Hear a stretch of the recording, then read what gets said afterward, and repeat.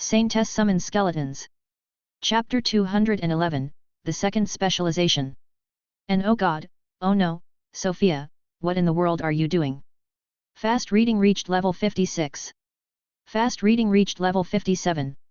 Fast reading reached level 58. Way of the Fool reached level 22. Sofia had long lost all track of the time spent learning the language when she managed to reach a level sufficient to read the system notifications in Draconic. She had focused only on reading comprehension, completely disregarding all mentions of politeness, pronunciation, and such things. Now she could read most things with sufficient confidence that even if she didn't understand a word, she could guess and not land too far from its actual meaning. And she still had the book as a support when something really blocked her. She now understood the real name of her new passive skill, which was Breath of the Outcast, but since she found out the scribe would let her write whatever she wanted over the draconic text in her status, she renamed it Iridian Rot. And with the biggest hurdle dealt with, she could finally get on to what she thought was the most exciting and nerve-wracking part of the level-up process, the specialization. Zire had told them that it wasn't uncommon to enter up to 50 levels of debt for the elite few avians who had this opportunity. Specializations were too important and rare to cheap out on. Sofia was ready to go all out, and she knew Alith would too if she managed to get a point, so they might end up in a lot of debt. They were both fine with that. I'm ready to roll 100 times if I need to, give me the good stuff. Path of the Sleepless. Unlocking requirements. Has met many people who rarely sleep. Has sometimes spent more than a week straight without sleeping. Has an item which alleviates sleepiness. Has had thoughts that sleep was a waste of time. Description: the sleepless rarely sleep. The longer they stay awake, the sturdier they get. Stat growth change, health growth *2. You may accept this path or choose another one. Current debt, none. Not bad but also not good. Also health growth going from 5 to 10 per level is pitiful. And it doesn't show the level debt I got from the demon form here. It makes it easier to keep track of the number of tries I'm using, I guess. Can't forget I'm already 20 levels deep into debt. Well, 21. You have chosen to pay for a new path. Path of the Beacon of Light. Unlocking requirements. Has guided a child toward their destined path. Has numerous light-related skills. Has a constant wish to improve the fighting capabilities of their comrades. Does not easily succumb to despair. Description: the Beacon of Light is a selfless helper. While no longer being able to fully benefit from their own sanctity, it will be shared to guide all the worthy toward the light. A clear direction toward a brighter tomorrow. Stat growth change, health, stamina, and mana growth *1.5. You may accept this path or choose another one. Current debt, 1 level. Lowering the effects of sanctity for myself to let the skeletons have it. That's the total opposite of what I need. Also, what about guiding a child? When? Where? I did that? You have chosen to pay for a new path. Path of the Squanderer. Unlocking requirements. Has admitted to luxurious tastes. Has a habit of spending large amounts of money. Has very little regard for gold coins. Has not picked a coin because they were too lazy to bend over and get it. Has used gold as a ritual catalyst. Has destroyed valuable items. Has valuable items that they have not used nor sold. Description: the Squanderer has no qualms spending money. Spend that gold. Spend it and gain unparalleled defense, for a premium cost. Stat growth change, stamina growth *3. You may accept this path or choose another one. Current debt, 2 levels. Somehow I feel a bit insulted. I should have stopped translating when I first read the name. You have chosen to pay for a new path. Path of the Predator. Unlocking requirements. Has hunted monsters much stronger than themselves. Has survived an encounter with an apex predator in their own territory. Has eaten many kinds of monster meat. Has fought using claws. Has ambushed a prey. Has an arch nemesis. Description: the path of the Predator needs not be a solitary one, but it is bloody. The Predator has no need for defenses, they hone their claws instead and turn all defensive magic into deadly spells. Stat growth change, strength, agility, and speed growth *3. You may accept this path or choose another one. Current debt, 3 levels. 3 stats get triple growth, but no more defense? Just no. Should I just translate the stat growth part first and skip all the ones which do not give mana? No, that would be a waste of my levels. You never know what could be strong. That's the whole reason I also translate the requirements. I can never know when something crazy will show up in there. Stuff like fighting a god. It doesn't take me too long to go through, but it's exhausting. Anyway, nothing I would consider taking so far. Hopefully I don't really have to spend 100 levels. You have chosen to pay for a new path. Path of the Breathless. Unlocking requirements. Has no need to breathe. Has entered places without air. Is unable to use draconic breath. Is breathtaking. Description: the Breathless is one who has lost their strongest weapon, they have turned to weaker forms of magic instead. They are able to do a great many things, but they will never master any. They will take your breath away. Stat growth change, mana growth *2. You may accept this path or choose another one. Current debt, 4 levels. For dragons who can't use draconic breath? It doesn't really sound great, but maybe. At least it has the stat growth I want. You have chosen to pay for a new path. Path of the Impervious Dead. Unlocking requirements. Has lost more than 100,000 health. Had died many times. Is alive. Description: the Impervious Dead is one which has stubbornly refused death's embrace until it became one with it. The Impervious Dead is the sturdiest kind of undead, capable of high damage negation and fast regeneration, but they suffer some side effects. Stat growth change, health growth *10, all other stat growth divided by 5. You may accept this path or choose another one. Current debt, 5 levels. Big no for this. Become an undead, really? It honestly sounds like a kind of zombie, even worse. No thank you. And I'm not even going to talk about the stats. You have chosen to pay for a new path. Path of the Naked One. Unlocking requirements. Was born with no scales. Has worn multiple layers of armor. Enjoy being unclothed when alone. Has. Sofia frowned and stopped translating this one. You have chosen to pay for a new path. Path of the Punisher. Unlocking requirements. Has punished bad children. Has punished themselves. Has punished sinners. Has punished a prince or princess. Has punished a king or queen. Has punished an emperor or empress. Has plans to punish a higher being. Has witnessed punishing beyond their comprehension. Description: the Punisher revels in pain. Whatever they take, they shall give back. Stand not in the Punisher's path, or you shall become his bloodbath. Stat growth change, health growth fixed to 100,000 per level, mana growth fixed to 50 per level, other stats may no longer grow in any way. You may accept this path or choose another one. Current debt, 7 levels. 100,000 per level? And with unlocking requirements like these? It's not what I'm looking for at all, and it's a bit extreme, but I'll keep that in mind. I could make it work, maybe. You have chosen to pay for a new path. Path of the Plains Grasper. Unlocking requirements. Has traveled through 4 planes of existence or more. Has interacted with beings from all planes. Has a grasping ability. Is a saint or apostle. Description: the Plains Grasper is the firm hand that separates all realms of existence. In their dominion, all space magic and planar travel is condemned. You cannot leave. Stat growth change, all stat growths plus 50 per level. You may accept this path or choose another one. Current debt, 8 levels. I don't know what to say about this one. It's obviously good. But maybe I've been blinded by the stat growth of Punisher, this just doesn't make an impression. And the name is ugly. You have chosen to pay for a new path. Path of the Celestial. Unlocking requirements. Has interacted with celestial gods. Has skills with celestial components. Has used rituals with celestial components. Has wings. Has flown higher than the atmosphere. Has witnessed the glory of space. Description: the Celestial is one with the skies. A Celestial's defenses are stronger the higher they fly. Stat growth change, mana and speed growth *2. You may accept this path or choose another one. Current debt, 9 levels. This one is fine, the stat growth changes are good. But the effects sound a bit lacking? Why is the description so short? And does that mean this specialization does nothing but give more stats when I'm on the ground? Not a definite no, but I'm unimpressed. Next. You have chosen to pay for a new path.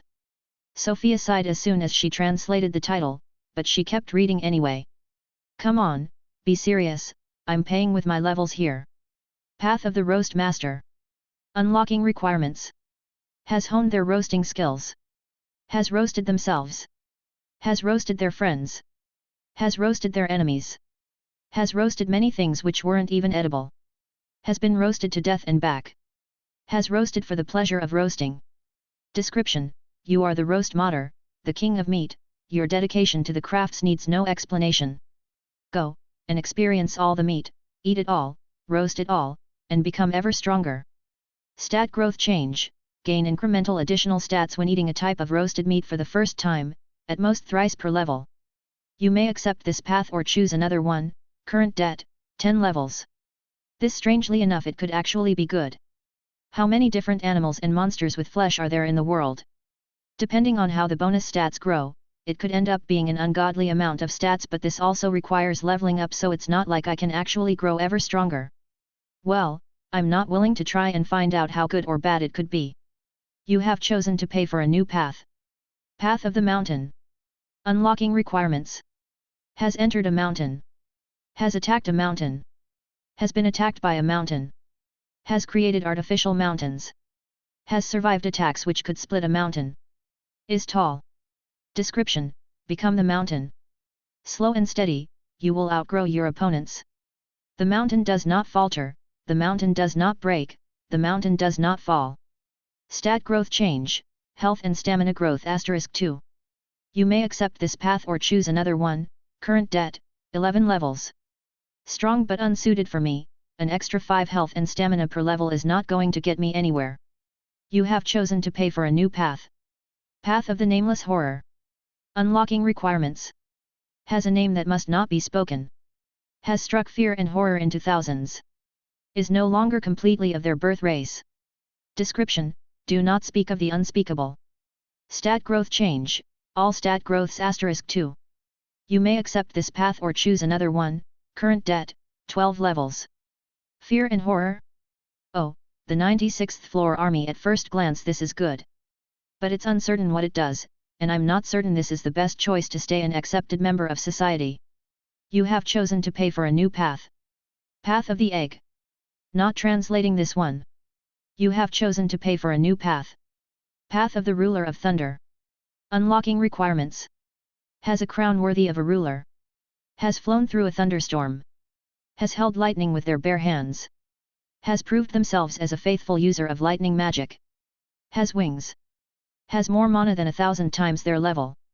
Has proved their valor against another Draconid. Has killed higher level users of at least 4 different elements. Description: the Ruler of Thunder wields lightning like a second skin. Their sheer indomitable might weakens all other elements. In their kingdom of clouds, they are undefeated. Stat growth change: mana growth *3. You may accept this path or choose another one. Current debt, 14 levels. Hey, finally! After 14 attempts. Finally a good one. You mean I can cast Angel's Bolts without worrying about roasting myself, gain thrice as much mana every level and weaken all other elemental magic? Yes. Yes please. This is almost too good to be true. Sofia stared at the specialization she had just translated. But she didn't pick it. It was there now, she could always come back. But at that moment, she felt greed. She recognized what it was, and it scared her that she would so easily succumb to it. But she couldn't fight it. So what if she lost a few more levels, she thought. The next one could be much better yet. And so, she went again. You have chosen to pay for a new path. But now she was much less careful about reading it all. Focusing on the key points only. Path of the Imposter. Stat growth change, none. You may accept this path or choose another one. Current debt, 15 levels. This was all she checked for this one. Path of the Cave Dweller. Path of the Castellan. Path of the Savior. Path of the Fading Light. Why is it always health growth? Path of the Priest. Path of the Gravekeeper. This one has such a good name, but the description is the worst one yet. I would sooner pick Nameless Horror than whatever this shit is. Sofia kept going, but her reason was starting to get the best of her. This was a lot of levels. Just a few more. Path of the Escapist. Path of the Skin Flayer. Path of the Walking Sanctuary. Unlocking requirements. Has provided shelter to ones in need. Has protected and been protected. Has survived the attack of an hostile extra-systemic being. Has survived the attack of an operator. Has survived the attack of an hostile god. Has survived the influence of a lord. Description: the walking sanctuary attains beauty through simplicity. They will survive, and through a voluntary sharing of fate, all who enter the sanctuary may help uphold its splendor. Everywhere is home. Everywhere is warm. Everywhere is safe. May the sanctuary never fade away. Stat growth change: health growth *4, mana growth *3, stamina growth *2. You may accept this path or choose another one. Current debt, 24 levels. No way, I actually found something as good as the Ruler of Thunder again. This is gonna be a dilemma. This, I think I'm stuck. Sofia spent several hours trying to come to a decision. On one side, what seemed like an incredible one-of-a-kind defensive upgrade, on the other, the promise of harmless angel bolts and defenses against all other kinds of magic. Both with incredible stat growth and unlocking requirements that were hard to replicate. She tried her best to choose, but they felt so similar in their potential. For the first time ever, Sofia was at a complete loss over what to do. Until she gave up. There's only one way to settle this. What's a few levels? I will keep going until I get something better than both of these. Levels are nothing, Parith can get them for me. If there's ever a third specialization, it will come when higher level opponents than me are harder to find and to fight. Right now, monsters over level 200 are still plentiful. And I have never been stronger. Zire said. The avians rolled up to 50. You have chosen to pay for a new path. You have chosen to pay for a new path. You have chosen to pay for a new path. You have chosen to pay. Sofia's luck with her results was terrible. She reached 50 levels of debt, but nothing was as good as Ruler of Thunder and Walking Sanctuary. More than once she wanted to stop, but she was too deep down the hole to climb back up. She gave herself no limit, she would get something exceptional. Something powerful enough to end scripture.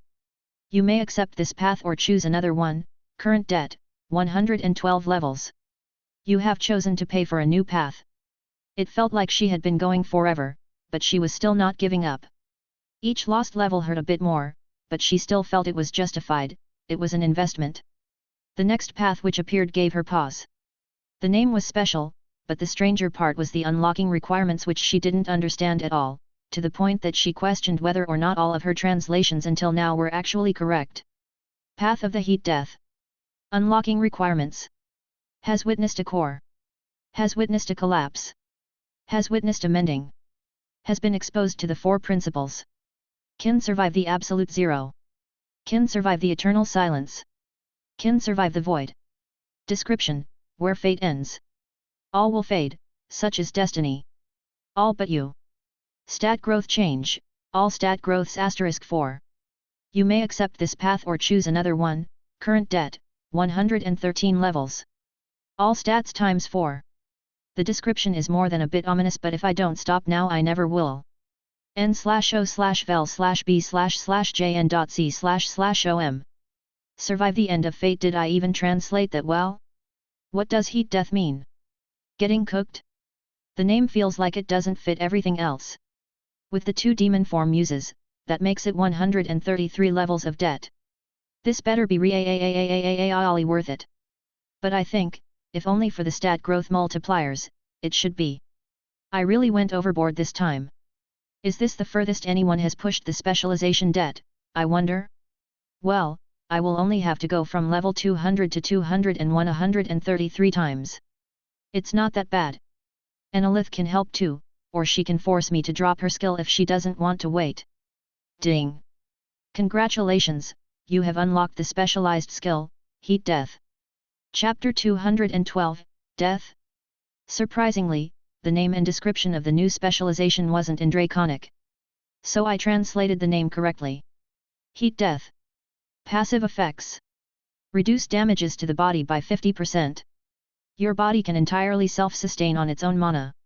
When losing a limb, the contained mana will be evenly distributed throughout the remaining parts of the body instead of being lost. Spells and skills energy loss over time reduced by 20%, class level /10, maximum 50%. Passive mana cost of fueling enchanted objects and rituals reduced by 20%, class level /10, maximum 50%. Absorb 40%, class level /5, maximum 100%, of the remaining mana from nearby deaths, excess will be lost, absolute effect, 200 meters, class level, range. Active effect. If magic would cause you damage, negate the magic. Cost, 200% of the magic's original mana value. 400, class level, minimum 100%. All stat growths *4n/o/b/jn.c//om. Each line that Sofia read left her more and more speechless. Yet, it was worth it. Very, very worth it. The lost limb effect is nice. And so is surviving on mana like a demon. Skill energy loss, I'm not so certain about what it means. Does it mean the drop-off from Angel's Bolt is reduced by 20%? Just like a shot arrow, a thrown bolt would lose energy as it traveled, slowing down and becoming weaker, and all magic did this. Sofia had never thought it was very consequential due to how fast the Angel's bolts traveled and how close her targets usually were, but it was a net positive effect anyway. Reducing the mana upkeep of items and the cost of rituals was also good, even if it wouldn't make a big impact right now. But the actual meat and bones of the skill were the last two effects. Let me get this right. I can get mana back from the book skeletons when they die? From all deaths? I have a very good feeling about this.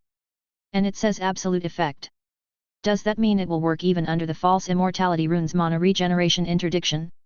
If so, I can summon some guys from the book, regenerate my mana, cast a few runes, dispel the skeletons, and get 40% of their mana back? It's a bit of a tedious setup, but that would let me have more mana to use while the runes are on, potentially even sustaining it through a long exploration. And the active effect is just this alone justifies never investing in health points anymore. Wait, I'm getting ahead of myself. This doesn't help at all against physical attacks. Well, one thing at a time. Alright, I'm done here. Whoa, that took a while. I hope everyone else hasn't died of old age waiting for me. The air in the bedroom was stuffy. Sofia quickly ate a meal from her storage ring and cleaned herself in the small attached bathroom. She stored her things, including the book on Draconic and the gachapon boxes that she decided she would open later, and prepared herself. There was an extra white toga in the room, like the one Sen had given her, which she had been wearing until now, so she changed into that. Her clothing set from the first trial had fully regenerated just hours after she had woken up, but she was tired of wearing the same thing all the time. She walked out wearing not much, just the white toga, the crown, her black glove, and 2 rings. There we go. A trial well executed from start to finish. Now to pay off the debts. Sofia stepped out of the room for the first time. She was greeted by a curved and sloped corridor with doors to what were probably similar rooms spread about every dozen meters. In front of each door was the same small sign, "Please walk up." Sofia followed the instructions. She knew she had to call for Sen eventually, but she was curious as to where the corridor led. Her silent walk gave her some time to relax and think about the future in a way that wasn't "how do I make my skills more powerful?" Scripture, I wonder how high I should go before I try this. Is level 400 enough? Do I need to go even further? Or could I finish him now? I should maybe try to meet with Cardinal first, since he was investigating the mind parasite plague. Since I'm immune to them, I would be a great help to him, and that would surely slow down whatever plans Scripture has. But getting closer to Scripture is also a danger. And I don't want to indiscriminately kill all the church members. Or I stop evading my past, and I go back to Savoln. I'm stronger now. I should be able to reach it, the island. It's no issue if there are thousands of monsters on the way. I have a similarly gigantic debt to get rid of. I only need to remember Valor's warning and stay clear of the tide's epicenter. We weren't so close to it anyway. I wonder if Alith would come with me on this pointless quest. I don't want to go alone. At the end of the corridor was a simple office with little decoration, a desk, and 2 opposing chairs. Do I need to ring the bell? Sofia's hand reached for the rope attached to a small bell, but Sen appeared before her before she could even touch it. Finally out, are we? Did everything go well? I took on a bit of a debt, and Draconic is a pain, but it was all right. Otherwise, I like the clothes.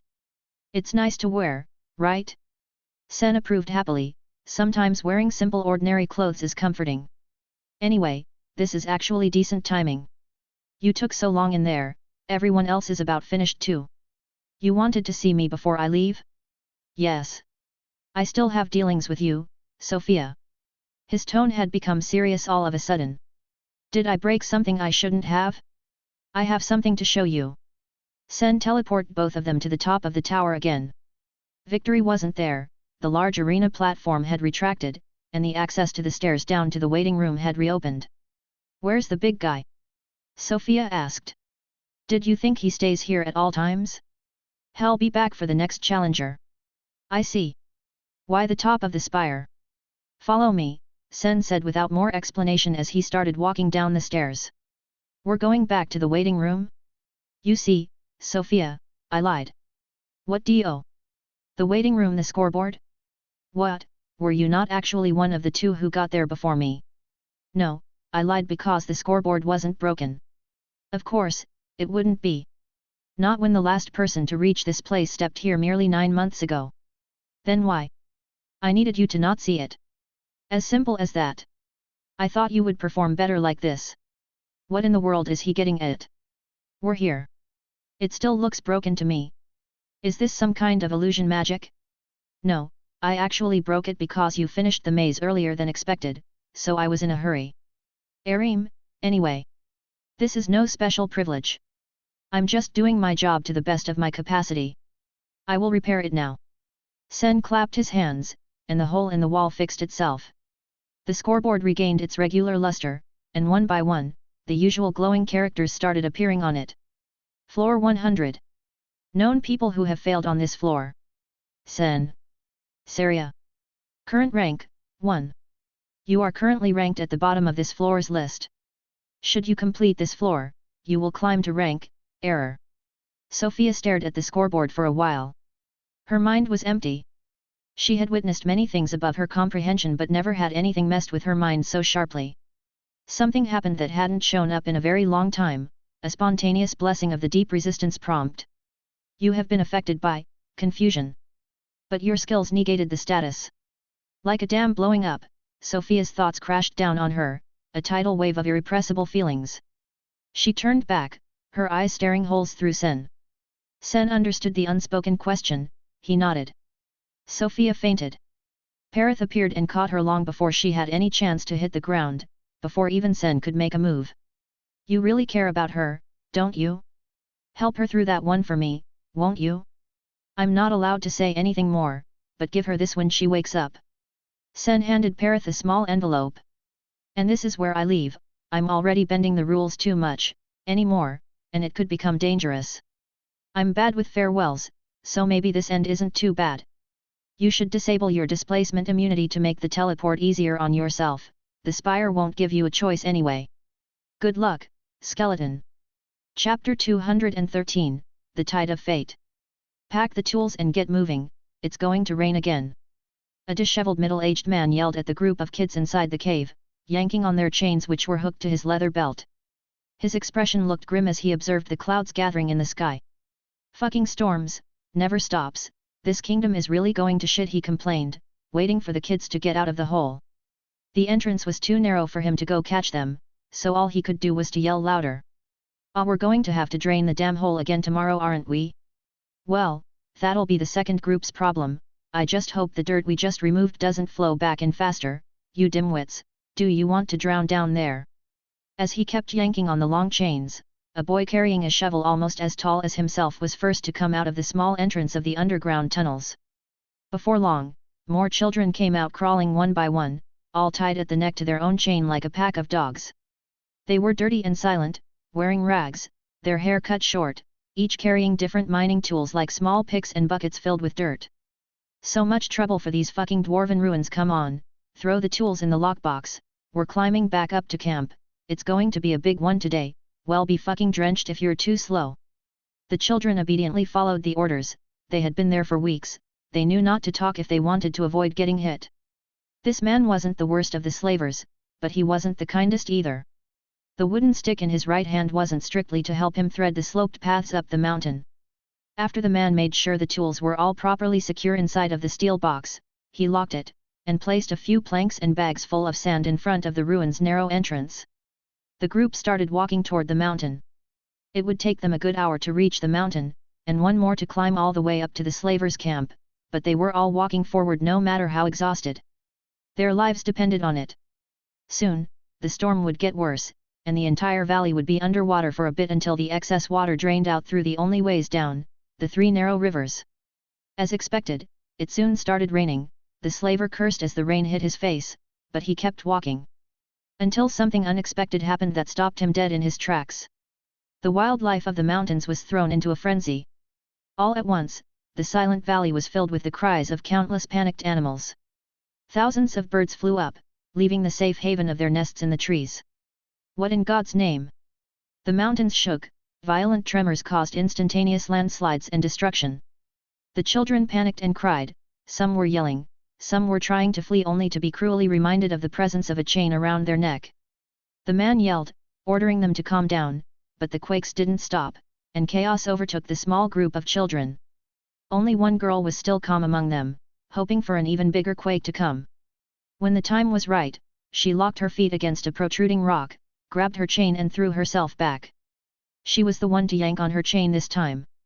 It wasn't much, but the slaver had already been having a hard time standing through the event. He fell flat on his back, throwing more of his usual angry curses. Before the man could stand up from the mud, the girl had jumped on him and stabbed his eye with a sharpened animal bone she took out of a fold in her clothes. Who knew where she had found that thing? The children screamed in panic, the man screamed in pain. While he was still trying to understand what had happened to him, the girl unhooked her chain from his belt. Trying her best not to fall from the incessant quakes, the girl gathered her chain as she ran away through the bushes. Ding! Shenanigans reached level 23. The girl ran toward the direction of the closest river. She knew the terrain well, observing it from afar every time it was her turn to go down the mountain and into the excavation site. Following that river was the second fastest way up the mountain, and she still needed to get there. For one thing, she had to escape the incoming flood, but also, her older sister was still in the slavers' camp. She had to find her. Her sister was much more intelligent than she was. The girl had no doubt in her mind that she would have also found a way to use the natural disaster to escape. The girl reached the river. The rain wasn't letting on, giving the water the appearance of a wild torrent. She had to stop running. The seismic activity was too much to stand. The mountains shook so violently that they looked like they were about to explode. It got stronger and stronger, until the world gave out. Cracks opened in the ground, bright rays of purple light streaming out from underground, painting the sky in their sickly hues. The mountain left the ground in a deafening rumble. Like grasped by the omnipotent hands of an invisible titan, the mountain on which the girl's sister was still a prisoner got lifted up into the sky in one big piece. Everywhere around the girl, many bits of land suffered the same fate, rising to the skies above. Large chunks of the mountain fell down like many meteorites in a cataclysmic display of destruction, crushing the forest and nature underneath in a rain of stone and rubble. The sudden cataclysmic changes in the landscape transformed the river. It swelled up, picking up even more speed as the water hurled itself downstream. The girl was helpless to fight against the surging wave. She tumbled in the water, struggling not to drown. During her fight for survival, she glimpsed at the unfolding horror. Countless flying monsters escaped from underground. Following the purple light, they covered the cloudy sky like a blanket, their large wings almost stopping the rain. The torrent carried the girl away from the mountain that kept rising, entering the clouds, completely detached from the ground.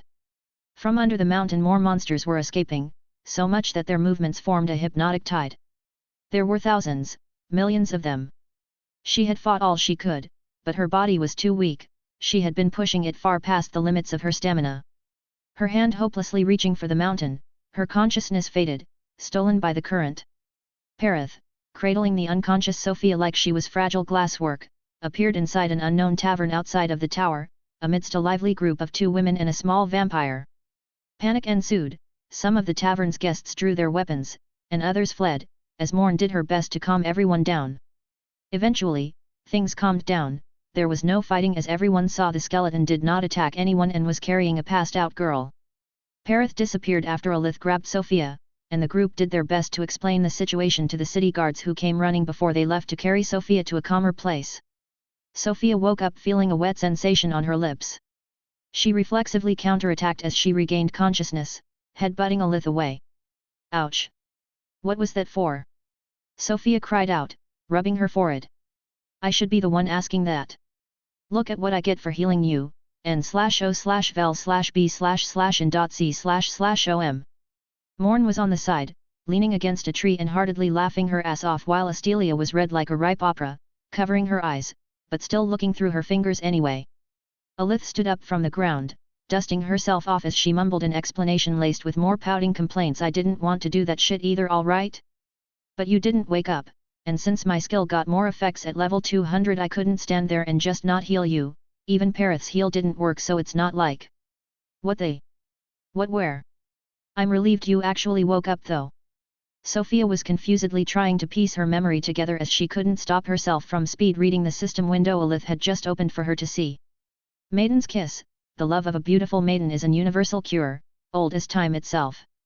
You can heal someone else by kissing them. Efficiency proportional to your attraction and affection towards them. The maiden's kiss is no small deal, a great pain calls for an appropriate treatment, now has double efficiency on poisoned or near-death targets. A true kiss is a proof of love. The true maiden's kiss is capable of curing all ailments no matter how dire, only death may separate the lips of two beings linked by fate. Mana cost proportional to the required healing. Next function unlocks at skill level 400. Oh, that does explain. Holy shit, Saria! Sofia yelled, drawing the attention of the few nearby passers-by. Chapter 214, Tears of a Lost Child. After Sofia's little panic-like revelation episode, the group headed to a restaurant to have a long chat in a VIP room. The first topic was the circumstances of Sofia's sudden and late arrival, and Morn was the one trying the hardest to piece things together because she knew the least. So, let me get this straight. Your long-lost sister that you thought dead is alive because you saw her name on one of the Spire's scoreboards. And that was on the last floor, where she finished second or third overall, and you finished at rank 1 and won an actual crown? That's about it, yet. Ma-on. I knew this quest was rigged, Sun is always like this. What am I supposed to do? Get rank 0? The tall elf complained, she looked deflated and defeated on her seat. Congratulations on the win and the good news then. Do you know how to look for your sister already? Sofia had a bitter expression as she shook her head. Certainly, there were many ways to search, but search for what, how, where? How many girls named Saria were there? And if she kept a low profile, who exactly would have even heard of her? And it had been so long, it was possible that even if they passed by each other in the street Sofia and Saria wouldn't recognize each other. Astelia found an opportunity to stop stuffing her face with ice cream and try to help. Maybe we can find her fast, actually? We have embassies everywhere on the human continent, someone has to know something. We could also offer a bounty? I can try asking Moon too, but I would not count on that. You could also put up a request for information at the Adventurers Guild? You have that citizenship now, might as well use it. I wouldn't mind going back to Drakran too, it's been a while, Alith added. I don't know where to even start, but I appreciate the help. She probably believes me dead too. Morn fixed her posture, grabbing a roasted chicken leg, she lightly waved it around as she spoke. You know, Sofia, I don't know you that well, but... if you're strong enough to finish as the all-time first in the trial, finding one lost sister shouldn't be too hard. She bit into the chicken and kept talking with her mouth half full. I can hook you up with an old diviner if you want, his prices are high but he's very good at finding lost things. You'd have to come to our city in the desert, bit of a long trip. Yeah, I'm not even sad or discouraged, or if anything, I'm too happy to explain how I'm feeling right now, but it's so sudden. It makes it hard to focus on anything. I just need some time to get my thoughts together, I guess. A diviner, You have been affected by confusion. But your skills negated the status. Sofia jumped on her chair as if she had just gotten shocked by electricity. Astelia and Alith asked if Sofia was all right. Yes. Yes, Whoa. Sorry, one of my skills just activated on its own. That's all it took for you to stop acting like a wet mop? What's this skill? I need it too. Everyone stared at Morn. What? Parith chose this second of silence to appear in the room, leaving a small envelope on the table and disappearing again. Everyone urged Sofia to open it. Was this a message from her lost sister? Was Parith trying to communicate? Inside the envelope was a single sheet of paper. On one side was a pencil drawing of a dragon mask, on the other was a very short message. Quickly seek the wind fox, good luck, Sen.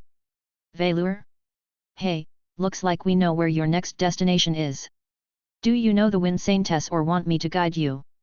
No need, thanks, I met her once already. That's so? Sofia, having regained a bit of composure and with a clear goal, the subject matter moved to everyone's results in the trial. The others had not yet shared their ranks as they had decided to wait for Sofia to be there as well. Alith had the worst performance, failing at floor 89. Both Astelia and Morn expressed that they also found it particularly hard, though they couldn't discuss the details without being censored. I couldn't use my ghost form, so I really didn't have a chance. But that's not a problem anymore with my race evolution, so it's fine, I'll perform better on the next one. My exact rank isn't even worth talking about, I'm in the 4000s. You were so close to the main rewards. No point worrying about it now. I did the best I could. You did good for someone who's not even alive, Shorty. You were just unlucky that floor 89 was a bad matchup. What about you, Astelia? Rank 12. Morn stared glassy-eyed at the small vampire who was somehow still eating when everyone else was stuffed. You managed to pass 97? Ugh. It was too much. Astelia failed against the master and Morn failed at the orbs? Whoa. Astelia was the one who started from the lowest spot as well. So you failed on 97? Sofia asked Morn. Yet I just couldn't too much too fast. She's so tall, I can see how that would be an issue with the orbs, and her skills for the most part don't look like they would help much. But Astelia found the black orb? It's too bad that there's this damn censor. Astelia explained more, taking her time to find the right way to avoid being censored. It was a floor very well suited for me. It was not easy, but I managed without being hurt too much. But floor 98 was impossible. I had to give up. Were you close to finishing 97? Not at all. During it I went from rank 433 to 348, when completing the floor gives rank 62. So mine was among the worst attempts even. Well, I'll say it though, 300 out of who knows how many, not too bad. Sun might beat me up later, but I'm okay with my score. 97 and 98 were both very close calls for me too. Alith pointed at Sofia's crown. How was floor 100? Oh, how do I explain that in a way that won't get it censored? Whatever you may be thinking of, it's worse than that, and then worse again. And if you still think there could be a way, then you're not there yet. You're saying that, but you still won? I can't say anything more, it seems. The friendly discussions lasted through the night. Alith had explained to Sofia that Zire had left ahead to start building her school, which she had explained in a letter passed down to them by a city guard. After that, it was decided that after a quick teleportation to the Gotkin city-state, Morn would take everyone back to the human continent on her giant sword, as it was by far the fastest way they had to cross the sea. When they arrived in Huoaso, the group split up. Aground picked up Astelia, promising they would be on the lookout for any trace of Sofia's sister. Morn also left, explaining that she had to return and report to her oracle quickly before he came to fetch her himself. Before that, she gave them an explanation on how to reach Herzl, the elven capital in the desert, and the name of the diviner she had mentioned before. That left Sofia alone with Alith in the city, on a random bench in the middle of the night. So, we're going to find your sister or what? I can't believe I'm saying that, but that is the plan. You're going to come with me? Yeah. What else am I gonna do? Let you chase after your past alone again? Last time I did that you started murdering the whole church. What kind of a friend am I if I leave right now? Let's go to Valor's place then. Alright. I want to see the immortal fox lady too. Sofia stood up and started walking through the street. She might not even be there again though. Alith jumped off of the bench, trailing behind Sofia. Then we can wait for her to show up. You won't be able to focus on anything else anyway, might as well follow this clue for now. If it's from Sen, it should be reliable. Also Saria is probably stronger than you by now, I reckon she can survive a bit more until we find her, right? Sofia's gait as she walked regained a bit of energy. After a few steps along the unlit homes of the city, she turned around. Hey, Alith. Thank you. WH. Sofia, are you crying?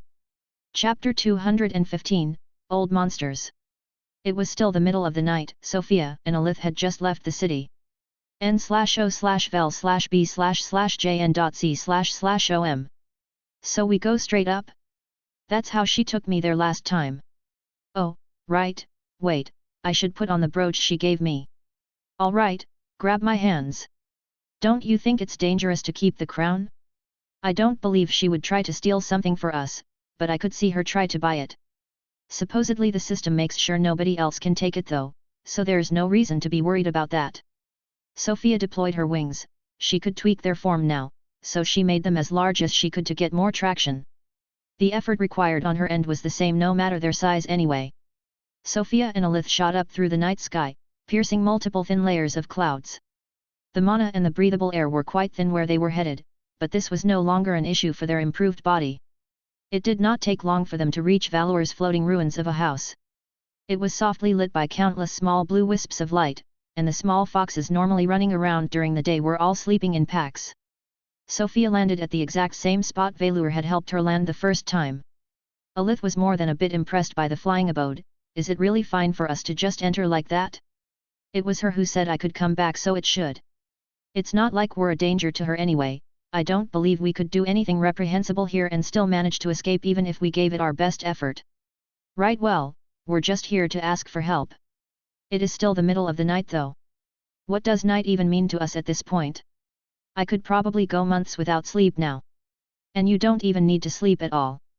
Not wrong, Sofia. Not wrong. Alith had more to say, but their chatter stopped when the many floating blue lights moved in unison, lining the borders of seemingly random parts of the floating ruins to form a glowing path. See, Alith? No need to worry about a thing, she already knows, we're lucky that she's here. Let's follow the light then. The light path led the duo to one of the rare roofed parts of the ruins, a large room with closed-shut stone doors. Let me open up to the guests, a muffled calm and deep voice sounded through the door. Sofia and Alith took a few steps back so the doors would have enough space to open outwards. They did so on their own a second later, after being filled with mana. Sofia had found the voice strangely familiar. She understood why as soon as she got a glimpse of the people behind the door. Saint, LV 449. Hero, LV 299, 412. Mage. 3 persons stood in the cozy carpeted salon that might as well be a bunker considering the amount of ritual circles adorning its walls. The first one was the eternally bored Valor, floating in the air as usual. The second was a tall and muscular bald black man in orange clothes. And the third was a skeleton wearing a long black skirt hiding his legs and a soft-looking black cape draped over his shoulders. Valor, Orvad, and a skeleton so powerful I cannot see his level. Where are we, the gathering of world-destroying monsters? Is it too late to jump off? This has to be the TLDR guy, right? Again, it was Orvad who spoke. Well, come in. I totally killed his descendant. At least I saved the Magisterium's daughter, right? Right? Aha! A gust of wind pushed Sofia and Alith inside. There was nothing they could do to resist it. It didn't do any damage, so Sofia couldn't even try to dispel it. The doors closed behind them. The skeleton had moved faster than Sofia could comprehend. He was closely observing her and Alith as they tried to find their balance. 2 most interesting new rankers, aren't they? This one is even wearing the crown with 2 of my gems. Great picks, number 1. Are you interested in joining the red carpet? The skeleton's voice wasn't anything physical, it moved directly through mana, imprinting itself into everyone's thoughts. 2 of your gems. Sofia thought it so loudly that it escaped her mouth. You didn't think they came out of nowhere, did you? They sadly aren't worth much without the crown, however, but they are my precious creations.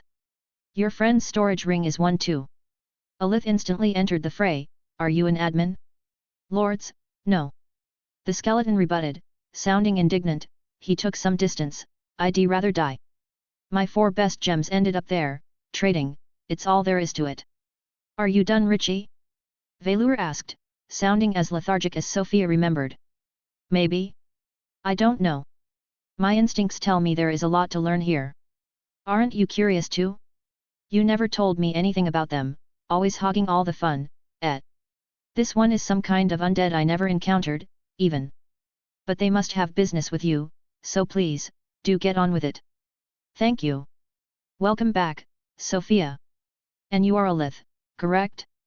I am Valor, Saintess of Wind, and this is my home. You are welcome here too. Congratulations to both of you on your trial. Only a few more and you will be like us. What brings you here this time? Alith and Sofia nodded at the introductions, then Alith looked at Sofia. I get it, it's my job from here. Well, I have all the items, so. Thank you for your hospitality. I hope we are not interrupting anything. We were just done discussing some urgent matters, your timing is quite lucky, do not worry about it. Alright, thank you. We came seeking your help on a certain matter in particular, though it seems that I, in fact, have things to discuss with everyone present here today. Oh? Everyone present? I am quite curious, is it about the gems? It is not, actually. I see, very well. Orvad spoke up, his deep voice calm like a spring river. What may be your dealings with this old monk? Does he not know? What do I say? I killed you in the first trial and also killed your son/grandson, who knows? It sounds dumb to say it, but it might be worse to say nothing. Velour saw my murder history and Armand Anzan Ovohen is literally the first line. What are the chances that he isn't related to Orvad Moria Ovohen? From the same church, of the same kingdom? I don't think he's related to scripture anymore though, or I would be very dead right now unless he plans to kill me when I leave, but then no matter what I say now, it won't really matter, might as well say it then. I apologize. I believe I may have killed someone from your family. I know, he answered without flinching. Worry not about that. I thank you for saving Perinia, he continued, performing an uncomfortably formal 90-degree bow. I apologize for the actions of my extended family. May you find it in your heart to forgive them. I had long before distanced myself from Skirich's church. Crisis averted. All in the past now. Speaking of which, this is not my first time meeting you. Might as well get that out of the way now, and the more interesting things I have to say the more likely Velour is to help. I do not remember ever interacting with you, Saintess. Yes. Of course, I meant, how do I say this? Does the name Aurelia Grandcourt? Ah, so you have met a remnant of my past during your first trial, I assume. Aurelia. Can I know what happened to her? She died young, along with almost everyone present in the capital at the time. The Alphagiada. For the first time, Orvad seemed slightly surprised. This is buried history. Did your trial expose you to this disaster? What was Vakaragan thinking? Well, this is great, it will save us a lot of explaining, will it not? See, we old bunch are on somewhat of a war against these tentacular otherworlders known as the Phagiad. This was the subject of this meeting too. You three are still too weak to need to worry about it, but should you keep growing, we would gladly welcome you into our ranks as more than just commercial associates. Us three? Sofia asked. You heard what I said, Necromancer. There is no hiding a skeleton from the oldest lich around. I do not know where you are hiding it, but I can feel its presence clearly, tied to your soul, present in this very room. Velour was intrigued by the telepathic skeleton's affirmations. Necromancer? Did she train wild casting necromancy on the side? I assumed it was a specialization. No, this should be a part of her class. She is Scripture's Saintess, Richie. What do you mean a part of her class? Not my story to tell, she would be agreeable to trade this information to you, I bet. I will not be scamming a young girl out of your money, Valley. Chapter 216, Lost and Found. Velour looked at the skeleton like he was the stinkiest pile of trash she had ever smelled. TSSK fine, whatever, we will get back to this later. You also had some dealings with that pile of bones, Sofia? Unless you had more things to say to Orvad here too? Ah, yes, I had one more question, may I? Sofia asked Orvad. Of course. Your level shows up strangely through my saint's perception, I have never seen it do that. Let me explain. Our good friend Orvad failed his trial, forever locking his level at 299. As far as his progression aided by the system goes, at least. This would be the first part of what you see. You can probably guess the rest. He found an alternative way to become stronger? Exactly. See, I am older than the system, quite a bit older in fact, and back then it was much harder to get anywhere, magically speaking. Our most precious resource now is mana, but it used to be time. Especially for short-lived races like us humans. And I ran out. So, I needed a way to become stronger, to live longer. See where I am going? Orvad here has been doing the same, progressing the good old way, through precise magical body alterations and rigorous training.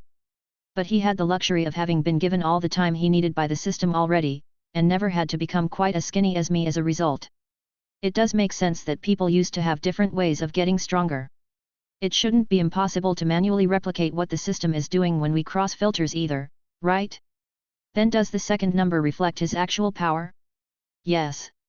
It wouldn't be very fair of the system to tell you his level is still 299 when his actual strength is closer to Valley's, would it? So things ended up like this. As for me, if you wonder, I simply have the authority to hide my level. Sir Skeleton, you wouldn't happen to go by the name Terrible Limping Drunkard, Richard, would you?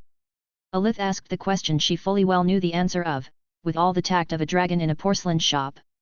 Alith, what the fuck are you saying? Velour started laughing hysterically from hearing Alith say that with such confidence, so much so that she completely lost control of her flight and started rolling on the floor. Orvod's expression hadn't really changed, but the skeleton was locked in place, frozen like a statue. There are so many layers of shields and protection in this room I wouldn't even be able to activate the ring to Zangdar through this. Are we dead?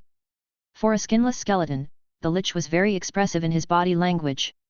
From completely still, he turned to looking straight and composed, then he began oozing the aura of someone weak and tired, like his skull weighed too much for his spine to support. But they aren't even physically connected.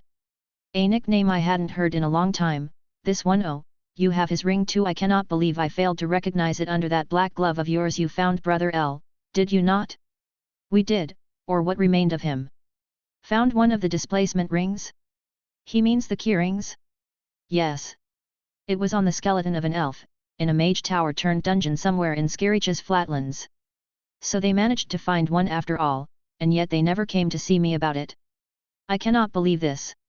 Fools! Richard sighed and sat down on one of the room's chairs. Well, what is done is done. How did the rest go? Zangdar should have been lost somewhere in the margin, right? It was, and it was also infested with countless lesser phagiids and a few larvae. This is where we earned most of our levels up until now. This is unsurprising. After the city disappeared, it was clear that they had activated the last resort defense mechanism, but since nobody ever came back and we couldn't track the landing position of the city either. Well, at long last, they have been found. No survivors, I assume? Did you get rid of all the phagiid? We killed most and whatever was left died in an explosion. Only ZHNGL was left, but to say he was alive might be an exaggeration. He left you a letter which should explain things from his perspective. This is what I meant when I said we had something to discuss with you as well, Sofia explained as she produced the letter from Zangdar, or rather from ZHNGL, labeled to Terrible Limping Drunkard Richard. I see. TLDR grabbed the envelope and opened it on the spot. This is genuine. Quite the way to go. Did he leave more of them? There is one each for his wife and 3 kids, and one for a certain Alcorm D. Give me all the letters for his family. I will bring it to them. Alith watched Sofia take out the envelopes. She questioned, are any of them still alive after all this time? No, I will bring it to their graves. You may keep the last one, give it to Alcorm by yourselves. You will run into him sooner or later if you keep leveling, as sure as the sun rises every day. I sincerely thank you for bringing this to my old bones. I shall find an appropriate way to reward you. This guy owing us a favor might just be the best thing we got out of Zangdar. Did you find the books on his latest research? No, I believe he must have destroyed them. I have read every book I could find in there, but none explained how he ended up how he did. As I thought, maybe it's for the better. Whatever you say, Richie, glad you found some closure, but we really should get to the main subject, no? You both originally came to see me, did you not? What did you want? You reconsidered selling me that cursed sand-producing item? That was not it, we came because of this, Sofia stated, producing Sen's note out of her ring. The sheet of paper flew out of Sofia's hand and floated in front of Velour. Sen? Why would he send you to me? Is that dragon mask a cursed item you need? It looks quite old. Maybe 8 or 9,000 years. Looking at the design, n/o/vel/b/jn.c//om. I concur, with this kind of craftsmanship, I would guess a lizardman artifact, perhaps an oracle's mask. But these are all just suppositions. We cannot know more unless we have it in person. This is it's somewhat of a long story. Is it fine if I spend some time explaining? Have you forgotten where you are?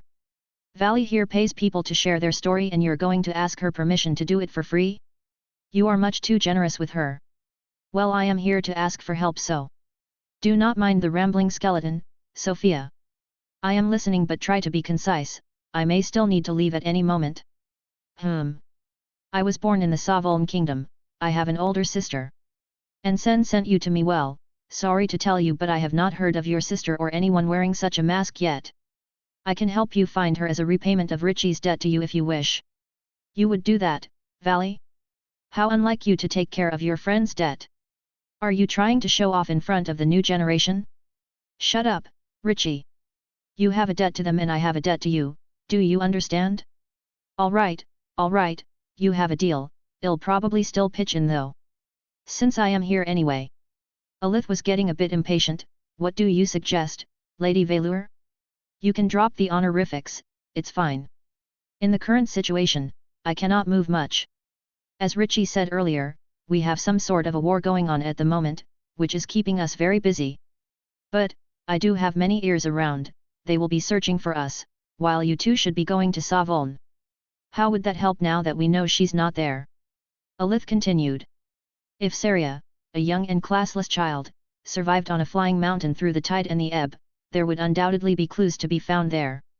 This wasn't so long ago either, so it is in your interest to go fast before these traces fade.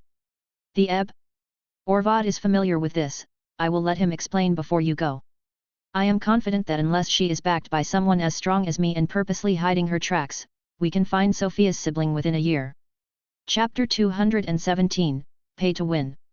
After thinking for a second, Velour added one more detail, I will also have someone searching for clues around the ranking spire, since she was confirmed by Sen to have been there. Orvad had been mostly just listening for a while, but he had something to say this time. They will need a space mage before anything else. Savoln is not that easy to navigate even now. And this is where Richie comes in. You said you were going to help anyway? Velour said, staring intensely at Richard the Lich, who was still fiddling with the envelopes Sofia had given him. I see where you're going with this, it is not what I had in mind, but sure. Richard said, sounding exasperated at Velour's way of doing things without asking for anyone's opinion. The skeleton froze and his mana disappeared. The Lich was no more than a pile of loose bones that fell to the floor. What just happened? Sofia and Alith were surprised by the sudden turn of events. Velour seemed unfazed. He will be back soon, she assured them. And the bones indeed started reassembling soon after. All right, Nicet is on his way, the skeleton declared after his skull found its place back on his spine. Some kind of skeleton swapping on the fly? It would be great if Perith could do that. Velour spoke up again, Nicetphasis is a decent space mage and a very good investigator, he will be essential to your expedition, you can find more people if you want, of course. But I think your team should be plenty as is. As long as you follow Orvad's guidance, that is. I can also give you the option to do this with me instead, that would be much safer and faster. But you would have to wait until I have enough free time, which could take a good few months, maybe a year. A year? That's a bit longer than I'm comfortable with. Alith seemed to read Sofia's mind as she answered for her, we appreciate the offer, but I don't believe Sofia will be able to wait that much. And you already called for that Nicet person, didn't you? Understandable, then go with Nicet, Velour answered with a shrug. I will also have someone look into the dragon mask in the meantime. If nothing comes out of all this by the next time we meet, I will personally help as soon as we have secured our objectives. As she said, this could take a while, but none of us can move much more than that for the time being. However, you have helped me find a lost friend, and I shall make sure the favor is properly returned, I swear it on my 9th skull. Also, I can summon something to help you out on the way if you want. But that would essentially prevent you from getting any experience, so the choice is yours. Will we need that? I haven't been to Savoln much since the tide, I must admit, I have been rather busy with tentacled monsters and annoying vegetation. Orvad, your opinion? If the mountain is around where Miss Sofia believes it was, then you will not need any help. Nicet would likely be able to reach that far by himself with proper caution. Sofia looked at Alith wondering what her opinion was, the only answer she got was a shrug. Considering Sir Orvad's opinion, we will do without your summon, but thank you for the offer. This is nothing, and besides, I have an interest in keeping you ladies alive. Right now isn't the time, but me and a few friends will want to hear the full story of your adventures through Zangdar. Perhaps even with Miss Sofia's sister around to listen to. That could be very amusing indeed, Velour added. Now that I think about it, Sir Richard, could I buy the list of all necromancer skills from you? I also need a very heavy humanoid skeleton. I do not know if these are things you can provide or want to sell, but if so I am interested. An interesting request. Sadly, I cannot help with the necromancy skills. Of course I could give you a big list of all known system skills, or most of them anyway, but it most likely wouldn't be useful to you, or anyone else for that matter. Why is that? I could really use that knowledge to plan my future synergies. The actual skills you get after level 200 are partially random when it comes to generic classes such as the basic Necromancer. You are likely to get a class evolution after your next trial anyway, making all efforts to plan around these skills useless. So I have to keep being in the dark. So do most people at these levels, it is simply how things work. The system could still provide you with the generic skills, but you are now strong enough that they will start to be tailored for you and your own mana pathways before you even unlock them. They will generally be stronger even at level 1 compared to your old skills if you didn't already alter and enhance them. Yet I wonder how that will work with my class. Maybe that's why my last passive took so long to get completed after I picked the words. I still haven't tried it either. Thank you for the information. Then what about my other request? A heavy humanoid skeleton. Well, I have plenty. Let us agree on a trade, give me anything, and I will pick a skeleton of equal value fitting your criteria. How is that? I am a bit unfamiliar with how one should determine the value of a skeleton, but I am willing to go for it anyway. You have a deal then. I will take any magical or historical item. Who knew the day would come where I would see my lounge become a necromancy marketplace? Sofia looked through the pile of stuff in her ring, which was made by the person she was currently trading with. It was hard to think of anything precious enough to be of interest to him that she could afford to trade away. But among all the trash she accumulated in her storage, she found something perfect. Magical, historical, and perhaps sentimental. I can't think of anything better. In fact, I wouldn't be surprised if he specifically hopes for this to show up, because he should know it was there. In Sofia's hands the carved Midnisit tablets representing the different planes of existence appeared neatly stacked on one another.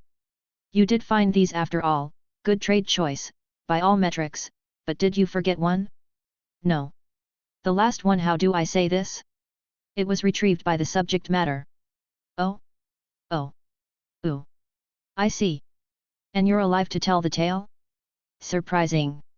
Very surprising. We will have a lot more to discuss, I see. But back to the subject, I will be taking these as a part of our deal.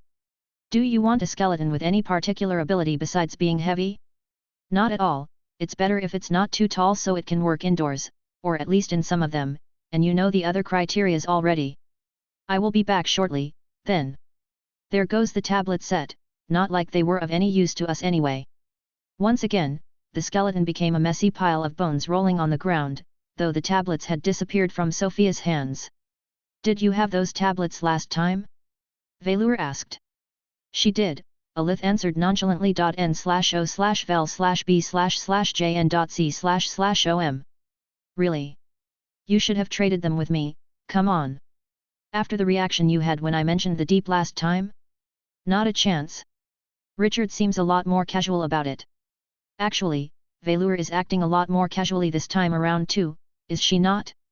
Or maybe I'm misremembering because of how stressed I was back then. This is still a bit tense but not as much. And Alith is with me this time. There was a moment of silence in the room, and surprisingly, it was Orvad who broke it. What kind of skeleton do you think he will bring, Velour? Ah, knowing him it could be anything, but since he will try to fit all the criteria and keep a somewhat equal worth to the traded artifacts, maybe the bones of a juvenile hammerhead? That does sound plausible. I was more inclined to think of something akin to a variant ogre, but I must have underestimated the worth of these tablets then. These relics may look limited in terms of utility, but if we are speaking about historical value, they are worth a lot. If you say so. Their little chat was interrupted by the sound of bones clanking. Richard's body was reconstructing. As his skull found its place on his spine, he raised his arms, and a large amount of thick bones appeared before him. The sudden increase in weight destabilized the flying room, making it tilt for a second before whatever held it in place in the sky counterbalanced the forces. All is good, I have exactly just the thing for you, a bone plate mauler. Velour and Orvad both had an "oh, that makes sense," yet expression on their faces, though they said nothing. It does look very heavy. Will it be enough to outweigh the Alpha Stone Ogre though? What does this thing even look like when it's not a pile of bones? It does not look very human-shaped. Chapter 218, Introduction to Mushrooms. Richard put on his best salesman voice, I present, a mature bone plate mauler's full and intact skeleton. A rarity this one, considering their tendencies to maim each other. These bear-like beasts have fully functional hands with thumbs as well as claws sprouting from the top of the wrist. But more importantly, as you can see and guess from the name, they sport a total of 126 external bone plates akin to a full set of natural armor, along with numerous horn-like spikes all over. This one was slightly above level 450 if I remember correctly. They fit in most human-made habitats as long as you have large doors, and have quite a long reach, truly one of nature's most elegant land-bound creatures. And as you requested, this is a heavy one, weighing in at exactly 3,068 kilograms. Are you done, Richie? We don't need so many details. Oh, excuse me, I got carried away. Anyway, it's a very good base skeleton. Happy with it? Yes. Thank you. Sofia quickly stored the bones. They were so heavy that it took a lot more mana than usual, about as much as Alpha Ogre Parath. But that was with his 200% density boost active. I hope you like this one, Parath, because I think it's going to stick around for a long time. Even Bookie wanted to come out and eat it. You can always come to one of my red carpet stores if you... Valor's calm expression crumbled out of nowhere, showing a frustrated frown. She interrupted the lich mid-sentence, Richie, we need to go, right now. Already? This never ends. It was a pleasure to meet you, ladies. The skeleton and Saintess of Wind vanished out of the room, leaving Sofia and Alith alone with Orvad. Where did they go? Alith wondered aloud. N/O/vel/b/jn.c//om. Orvad sat down on a chair. Now that the other two were gone, they have matters to take care of. I will be joining them after I send you off with Nicet. But take a seat, ladies, I will explain when he arrives. Not long later, the stone doors opened, controlled by Orvad's magic, revealing the presence of a beastman waiting behind them. He looked almost human, if not for the smooth black scales climbing up the sides of his head, the lack of ears, and his vertically slit irises. A snakeman? Mage, LV 230. Hi? The boss called me here without giving a reason. Oh, Elder Orvad, did you need me? Is something wrong with the barrier? Elder? Well, he is old, yeah, but he also looks like he's 30 or something like that. Only after his confused introduction did he notice the two women in the room. Ah, my apologies. Hello, I am Nicet from the Red Carpet Research Team, he introduced himself with a polite bow. Hi. Hello. Nicet, you will be accompanying these ladies on a mission in the western region of Savoln. Depart as soon as they are ready. Consider them VIP clients, they have a deal with Richard. Understood, Elder. Will I also be called Elder someday? Please no. They will explain any details needed along the way, I merely need to brief them on the environment first. Is your expedition material ready? Always, Elder. Good, this is Lady Sofia, and Lady Alith. They need to locate and investigate a specific one of the southwest's floating mountains.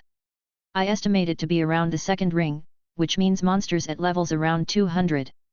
Do you still have one of the ebb samples? Right here, Nicet answered, producing a rune-covered glass sphere with a single tree leaf inside, which was pale pink. As if caressed by a soft wind, the leaf shivered inside of the glass. The corruption. So this is what they call the ebb. The notification from that time I put a finger through the barrier was mentioning this too. You have entered the dungeon, Savoln, the Ebbing Kingdom, certain death.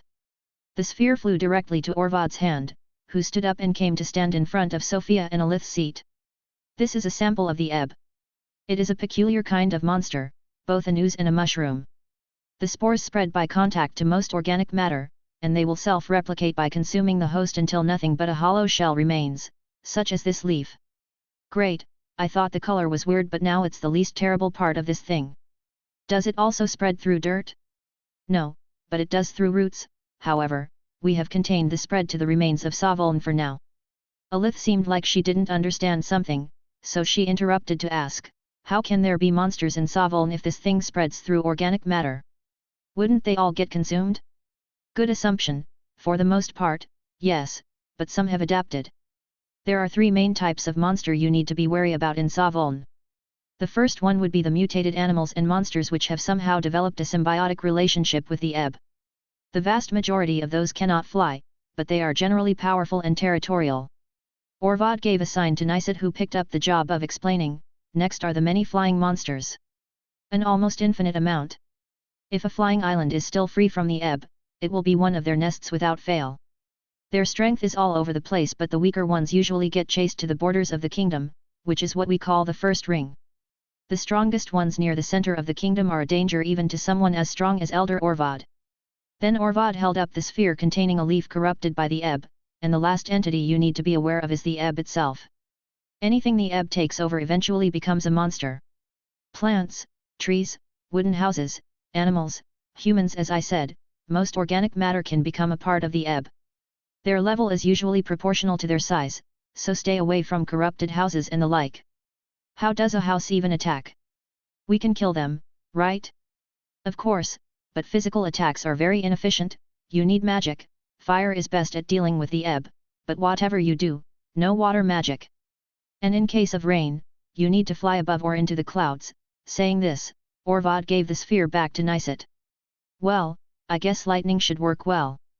Niset summoned and put on a steel glove with long claw-like steel nails, then he activated the ritual circles engraved on the glass sphere and a small hole appeared in it. With his gloved hand, he held a weird glass vial containing a clear liquid. Through the hole, a single drop of liquid left the vial and entered the sphere, landing on the light pink leaf while he quickly plugged the hole with one of his long steel nails. This is what happens when the ebb is exposed to water. Inside of the glass, the leaf bubbled and bloated, many tentacles burst outward flailing wildly in the sphere. Using these new appendages, the leaf crawled around in the glass, poking it, bashing against it for a few seconds until it seemingly ran out of energy and shriveled back to its original leaf form. And the whole kingdom is covered in this. Fuck, I was lucky that it took a while to spread. Forget the monsters the caravan had to fight when we escaped the country through the mountains in the north, this would have killed everyone. And Orvad's barrier around Savoln is all that's keeping it from spreading through the whole human continent. I know I killed him during my first trial, but I'm really glad he's alive right now.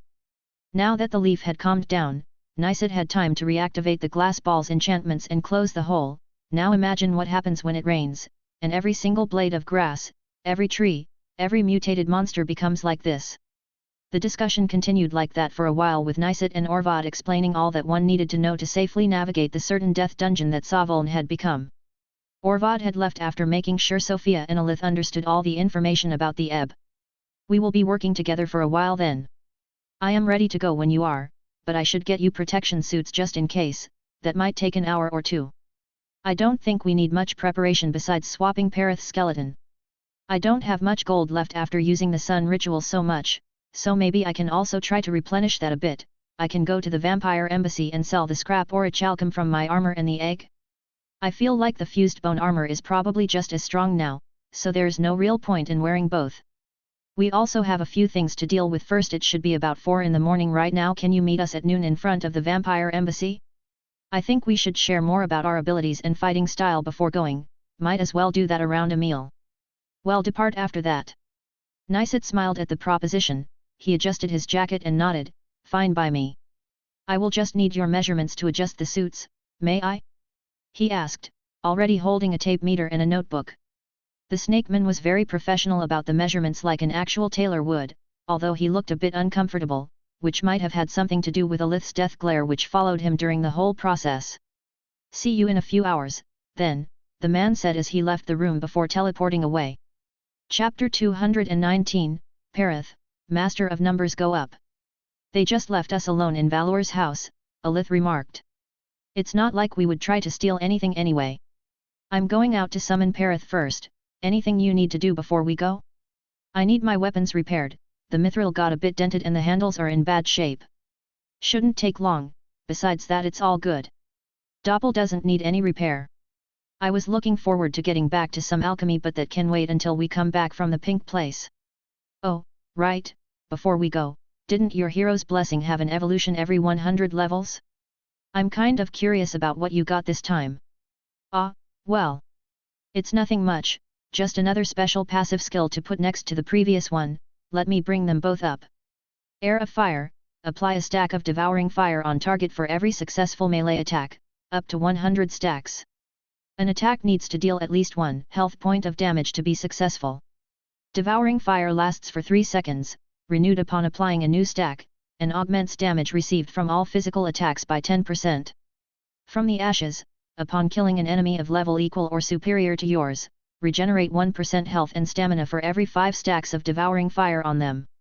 While directly inside fire or similarly hot environments, regenerate 1% health per second and gain a temporary increase of 20% in all physical stats except health.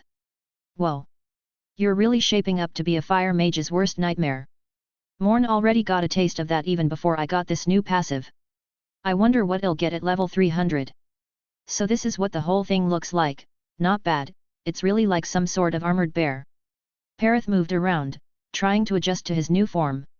Do you like it? That should be easier to fight with than the ogre's tall body. Parith didn't answer, but he stopped moving to bow to Sofia, which was no longer too surprising at this point. That was one of the only ways Parith seemed to be willing to communicate through. Either way, Sofia was happy to see it. His new skeleton was exactly as Richard had described it, like an armored, three-eyed bear-like creature with large bones and long scary claws. The shape of the skull was the weirdest part to Sofia, who felt that it looked like someone had combined a bear's skull and a giant prawn's head. I haven't looked at his stats at all until now.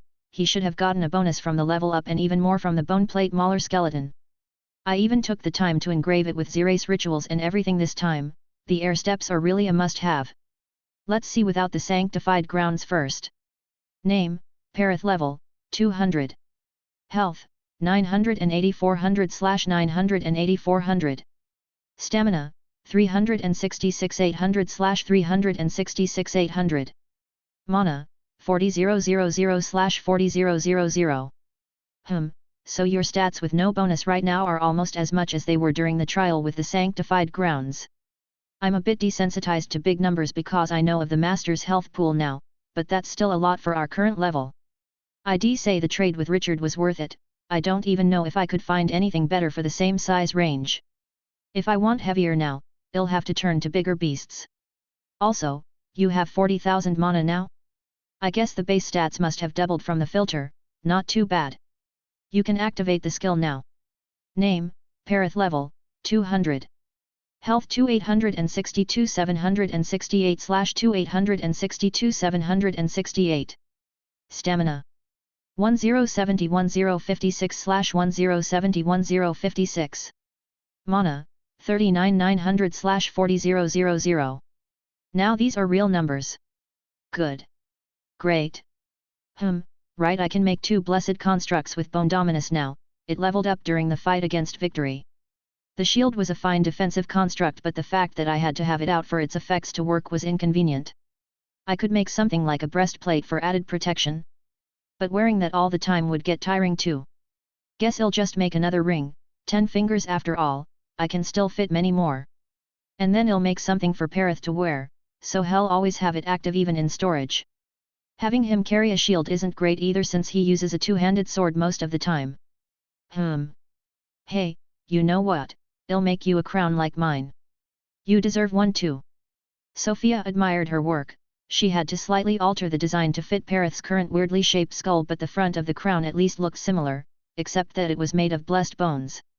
My status page is really looking crazy. LB //JNN. Name, Sofia Afinareth. Age, 21. Class, Saintmancer. Level, 200. Health 29,600/29,600. Stamina 29,699/29,699. Mana, 314,512/319,100. Main specialization, Eclipse Skeleton. Alteration chance, 0%. Secondary specialization, Heat Death. Active skills, 6/8. Spine of the Black Sun, level 200. Heal Undead, level 71. Summon Blood, level 200. Maiden Banshee, level 200, LV.200. Graveyard of the Righteous, level 200. False Immortality, level 3. Passive skills, 6/8. Blessing of the Deep, 2/4. Valkyria's Rihafen of Sorrow. Exalted Exoskeleton. Venerable Physique of the Primeval Void, Doors of the Light Forging Realm. Bone Dominus, level 2. Iridian Rot. Classless skills, 8/9. Fast Reading, level 58. Way of the Fool, level 22. Sprint, level 38. Identify, Level 2. Mana Manipulation. Evasion, Level 32. Radiance, Level 26. Quintessential. Special Skills, 1. The Book of Skeletons. Summoned Heroes, 3/4. LV.200 Parath, Holy Boneplate Mauler Eclipse Skeleton. LV.200 Alith. LV.200 Book of Skeletons, Book. Mark of Afinareth. Available active skills. Command, Soul that none can resist. Restore, infuse the target with mana 2. Ritual Skulls of Error. Penumbra Error. Available passive skills. Runic, you are one with the runes of. Oh, right, I didn't end up asking Sen about this, did I? Well, whatever, I'm almost certain it works how I think it does, and even if it didn't, it's still not bad. You have acquired the classless skill, one with suffering. There we go. Might as well do this too, I'll just have to alter it myself later. Class skill level up point is being used on Heal Undead, are you sure? Class skill level up point has been used. Heal Undead reached level 200. Am I missing anything? I still have that last hero slot to fill, well, it will come. I do not know what I need at this point, the Book of Skeletons has got me covered for most random utility things. Parath is a great front line. Either way it has to be a skeleton, right? It would be wasteful otherwise. Oh, I should try my new skills at least once. Sofia summoned the salamander skeletons from the book and spent half an hour practicing with the active effect of heat death, the magic negation. Alright, for the grand finale, all at once. 5 balls of fire shot out of the salamanders' mouths, right before they could collide with Sofia, they all disappeared. It was as if the attacks had been teleported away or straight up deleted by the gods, but the truth wasn't simpler. It was surprisingly easy to use, she could feel whenever magic was about to damage her, even when she couldn't see it, and she would instinctively know the approximate cost to negate it. If she chose to, a ray of mana would shoot out of her body and collide with whatever magic was headed toward her. It would instantly spread across the enemy magic like a virulent plague and forcefully disperse its mana, leaving behind only a harmless mana fog. The whole process was so fast that Sofia had to do it many times before she could even figure that much out. The 5 salamanders were almost running out of mana, so Sofia dispelled them. She was surprised to see her mana slightly shoot back up. Right, heat death did that too. Absorb 40%, class level /5, maximum 100%, of the remaining mana from nearby deaths, excess will be lost, absolute effect, 200 meters range, class level. Damn, I need to test that too. The 10 next minutes were spent carving a false immortality rune. Sofia then summoned a random skeleton out of the book and immediately dispelled it. Her mana went back up by 800 points, 40% of the skeleton's mana. It really bypassed the rune. Wait, so you're telling me? Mana, 266 717/319 100.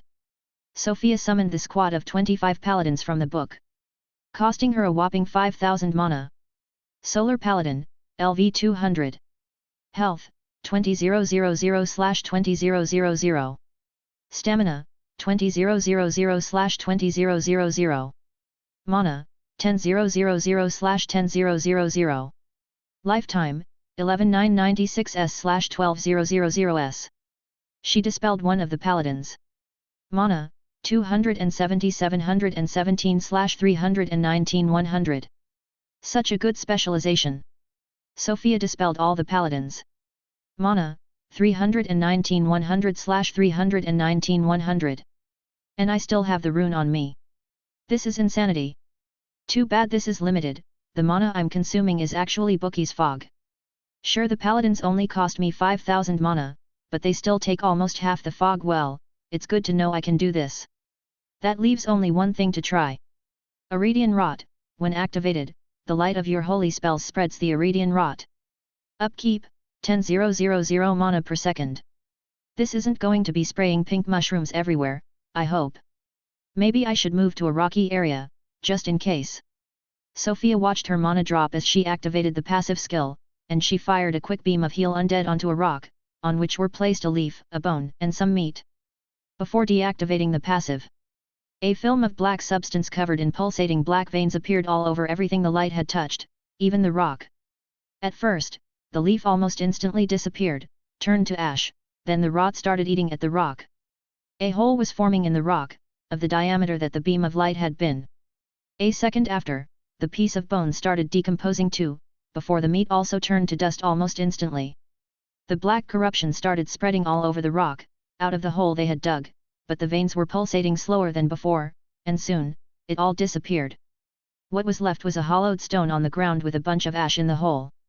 The sight was disturbing at first, but thanks to her mana vision, Sofia had understood what happened. The black veins were draining mana. As soon as whatever they were draining ran out of mana, they consumed the object instead, and extremely fast at that. At the end, their mana supply ran out. Feeding on the stone wasn't enough to supply the rot with the mana needed for its continued existence, so it ate itself. It even ate the fucking stone. Chapter 220, Iridian Rot. Sofia spent some time flying a bit further to be absolutely sure she wasn't about to endanger anyone with her testing. First experiment, Book Skeleton vs Iridian Rot. The skeleton rat sat on a large stone before getting showered in holy light. The rot didn't touch the skeleton, it appeared only on the rock below it and started doing its usual thing for a bit until it ran out of mana. It can consume bones but it doesn't touch the bone skeletons. Alright, come back out, Parith. Deactivate everything, even the halo. With some more testing, Sofia discovered a number of things. All of her skeletons, Parith, and herself, along with whatever they were wearing, was completely unaffected by the rot. Other living creatures, such as the living squirrel Sofia used for her experiment, were extremely not unaffected. There was nothing left of the squeaking test subject after just a few seconds except for a pile of dark grey dust. When Sofia identified the powder, the result only said, carbon.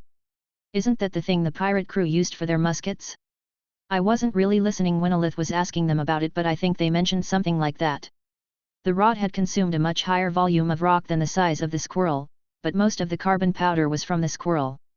Did the rest just disappear? I guess the rot will eat anything that's not this powder? Or does it transform stuff into it? I will leave those questions for Alith. I am no alchemist.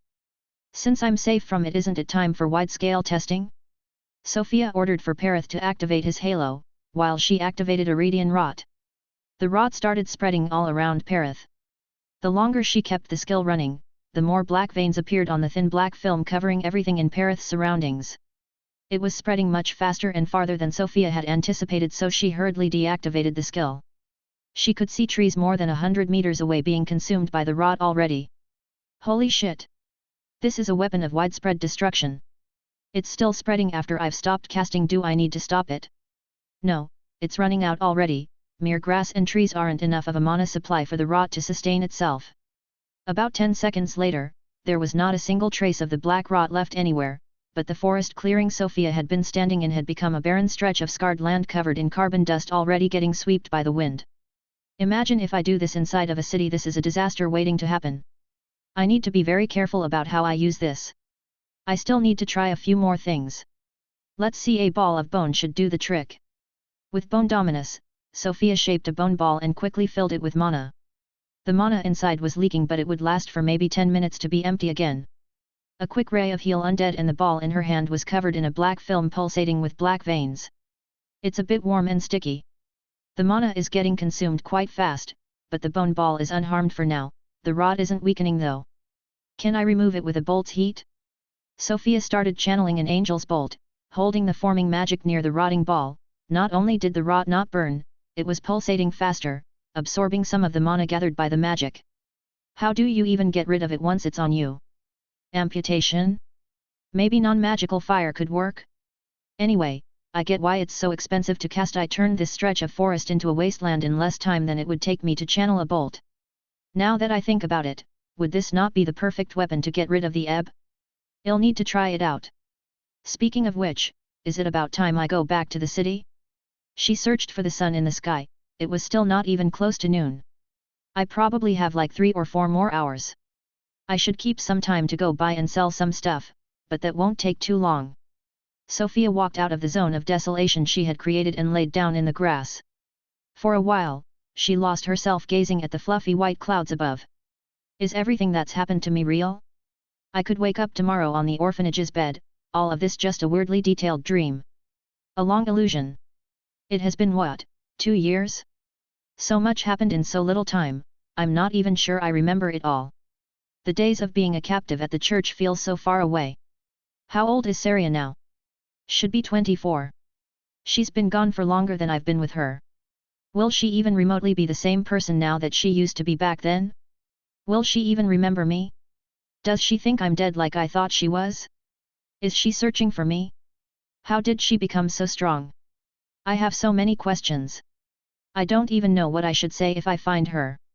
Hey big sis, I became a necromancer and kind of hoped that maybe there was a chance I could revive you somehow because I thought you died on a flying island more than a decade ago, but it turns out you're not even dead. Also I've been tasked to kill a god, haha. That'll make for a great family reunion. I need to stop being so weak. Come on Sofia. Do what needs to be done. Sofia forced herself to smile. Saria was alive, nothing else really mattered. Alright. This isn't like me. No point wasting more time n/o/vel/b//in.c//om.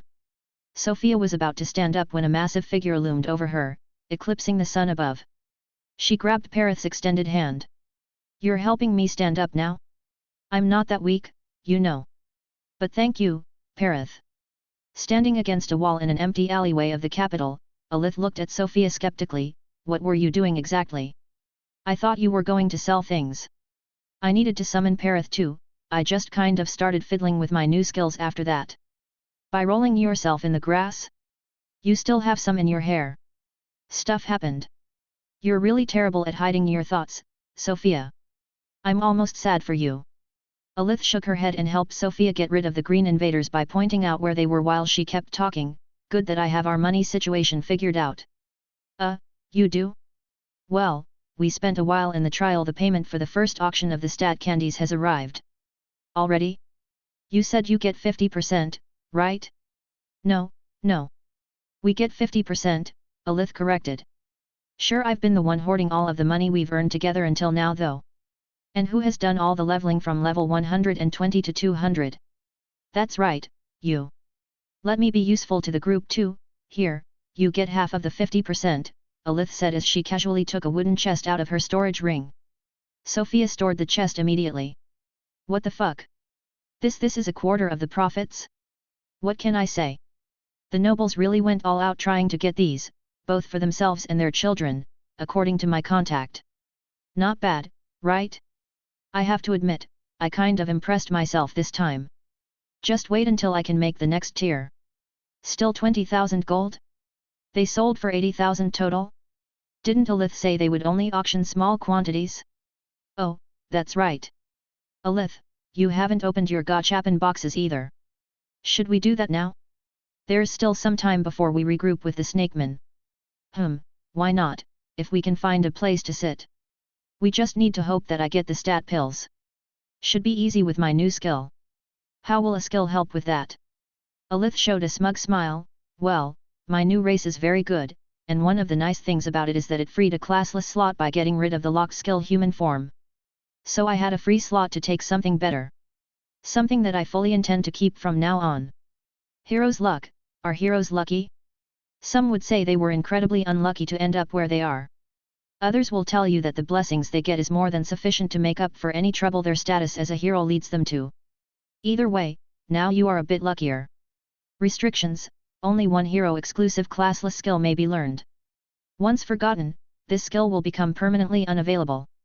Honestly, Alith, this skill feels a bit fishy. Chapter 221, Lucky Connections. See, told you I'd get the pills we need.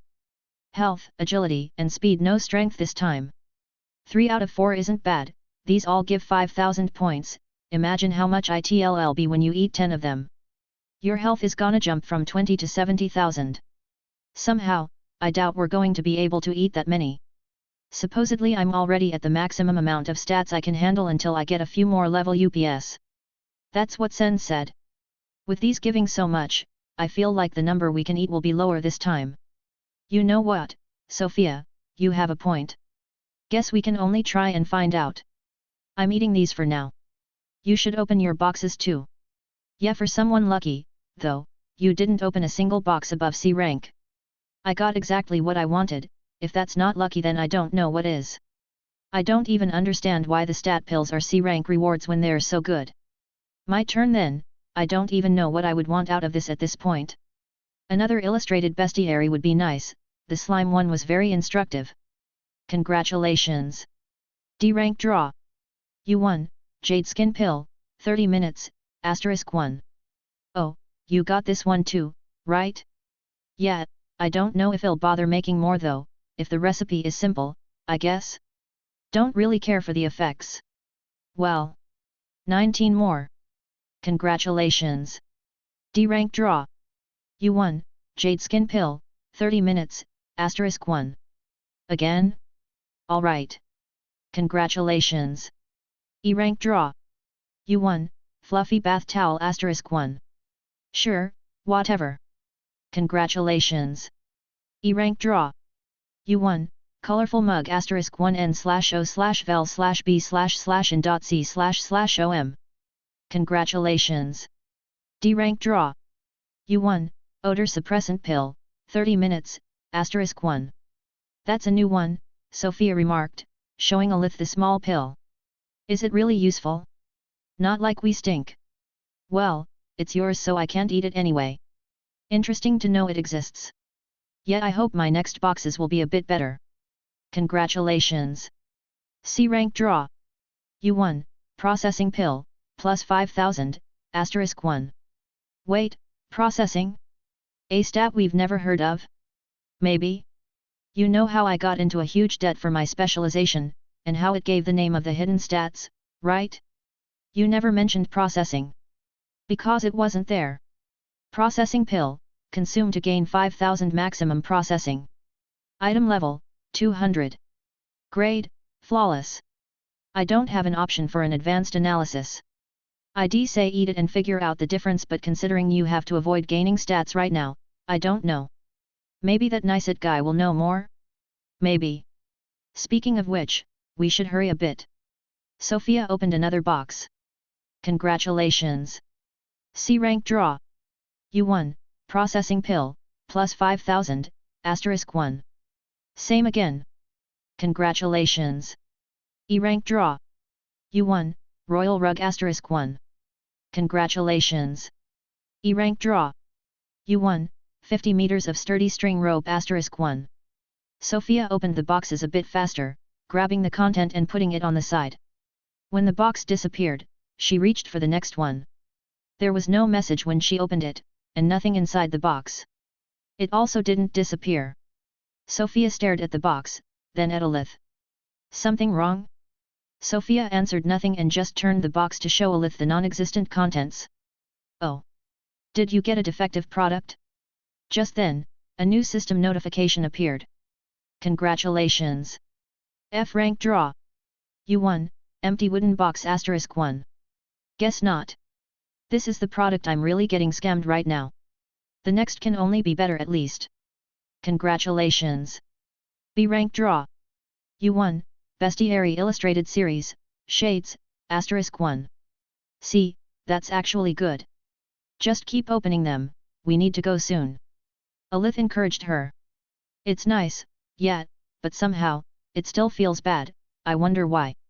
Is it because the book on slimes Alith got was hundreds of pages thick while this one is so thin I can almost see through it? There must not be many types of shades. 9 more boxes.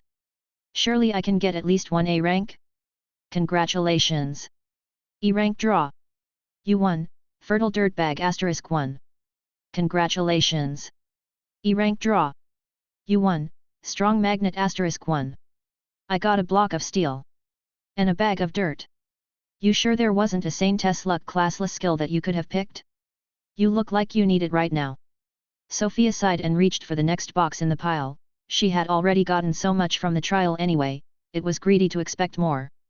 If nothing else, she already won 10,000 points worth of stats, which was not bad, even if she didn't understand what the stat did. Congratulations! C rank draw. You won, Processing Pill, plus 5000, *1. Third of those. Congratulations! D rank draw. You won, Weightlessness Pill, 30 SEC, *1. Congratulations! E rank draw. You won, Wooden flute asterisk 1. Congratulations! A rank draw. You won, scroll of assisted inspiration asterisk 1.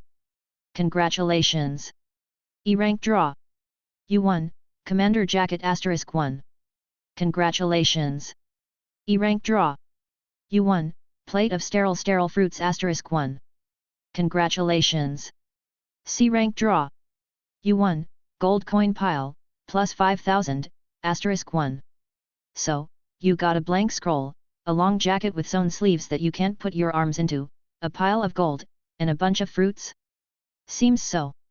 It's interesting that you can get gold instead of stat pills. But going by value, I suppose you could say anything coming from rank B or higher boxes is worth over 5,000 gold. I don't know, the book on shades you got probably wouldn't sell even for a few hundred and it was a B rank. Well, better than nothing, also the scroll was A rank, can't be bad, let's look. Scroll of assisted inspiration, infuse it with mana after writing your current issue on it, the system will provide you inspiration to resolve the problem. One-time use. Item level, 100. Grade, flawless. Good potential, depending on how much the inspiration helps, Sofia commented. I wonder what would happen if you write that your issue is that you need to destroy scripture. Maybe it'll do just that, but I guess I'll hold onto it for now. It's honestly not bad, although honestly, this wasn't the luckiest part of this whole thing. What was, then? The gold? No. It's that none of this was written in Draconic. Oh right, you've got to deal with that now. Well, that's one more thing done, let's go eat, Sofia, I'm starving. You still don't actually need to eat, don't you? This is this, and that's that. The duo ate with Nicet and used that time to get to know the snakeman a bit more. His skills were more focused on utility than battle, but he could defend himself well, as could anyone capable of reaching this level. He was actually leveling mostly because he kept going to dangerous places for his research. He was an educated mage from an academy and had worked multiple jobs before being recruited into the research team of Red Carpet by Orvad, who needed space mages to study the spatial anomalies happening in Savoln after the tide. It turned out Orvad had moved to Savoln and built himself a nice place on a mountain until the tide ruined everything. He had been the only one strong enough to fight back at the time, but still had to escape when faced with the endless swarm of monsters. Since then, he had been trying to slow the ebb down until he found a way to contain it within a barrier. Now he wanted to reclaim the kingdom, but few other strong people were interested in the dangerous expedition, and now the Phagiad were keeping everyone too busy to care about Savoln. It was like Velour had explained before, too late to save anyone anymore and a pain to deal with, so interest in recovering the land was low. Nicet had been working with Orvad for 7 years. So to say, if someone was going to explore Savoln, Nicet was one of the best guides one could hope for. After Nicet's winded storytelling of the events, the group went over the exact plan of action. They decided on how they would approach Savoln, considering it was better to avoid going through Skirich altogether. Nicet also explained the details of the anti-ebb suit, which was some kind of full-body skin-tight stretchy piece of cloth that supposedly had a slightly repellent property towards the ebb's spores. It also came with a full helmet with glass at the front and several enchantments on it that aimed to let air and sound through. The helmet isn't mandatory, really, but if one of those pink tentacles happens to hit you in the face, you'll be very glad you're wearing it. The issue is you cannot really wear a real helmet over it. Nicet finished his explanation as he took off the suit's helmet he had put on as an example. Sofia observed the enchanted helmet thing, it was a bit ugly and looked uncomfortable, but protection was protection. That's not really an issue for either of us. Say Doppel, can you eat this? Will it keep all the properties? Alith asked, looking down. Nicet had a look of confusion written all over his face. It only worsened when Alith actually got an answer. Please, be serious. I can eat an enchanted masterpiece and keep all the properties, you think I wouldn't be able to replicate the effect of such a simple fabric? If you say so. Sorry Nicet, I'll be cutting this up. Nicet seemed to have many questions as he watched Alith cut the suit he had just made and feed it to the black piece of fabric covering her chest. He looked at Sofia for help or explanations, but she just smiled and shrugged. Mutant mushroom immunity acquired. It's at times like these that Doppel is really useful. Nicet looked at Sofia, then at the suit he had just given her. What does he want? Oh, don't worry, I'm not going to feed mine to a talking shirt. I have seen very weird things happen while I worked in Savoln. But I must admit, this was still disturbing. This trip is going to be interesting, I can already tell. Alith chuckled. She crossed her arms behind her head and leaned back in her seat. You've seen nothing yet, just wait until the tall one starts throwing lightning. Lightning? Didn't she say she was a saint with abilities mainly related to necromancy? Well. Chapter 222, Analyzing Terrain.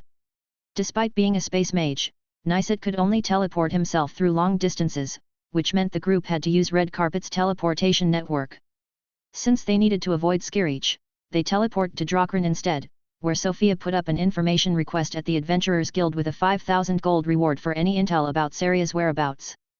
The group then used the city's teleportation network to jump to Dural, the southern coastal city from which they had once departed for the first trial. From there, they flew west, following the coasts of Skirich from as far as they could. To be exact, Sofia was flying while carrying a large basket made of bone in which Alith and Nicet sat. They both had ways to fly, Nicet with some kind of levitation and Alith with her ghost form, but they were painfully slow compared to Sofia's wings. Both lifting that kind of load and flying with it weren't really an issue anymore with her stats, even less so with the crown giving a 34% strength bonus. Nicet observed the coastline over the edge of his seat in the basket. We should start seeing the corrupted territory soon. The ebb doesn't spread to the ocean but the spatial anomalies might, so it's best if you stay far away. Do I go further away? Sofia answered from above. No, but don't come any closer to the coast, I'll tell you when to stop. If what you told me is accurate, I'll try to find the shortest way. Understood. Sofia stopped at Nicet's signal. They were somewhere along the southwest of Savoln's coastline.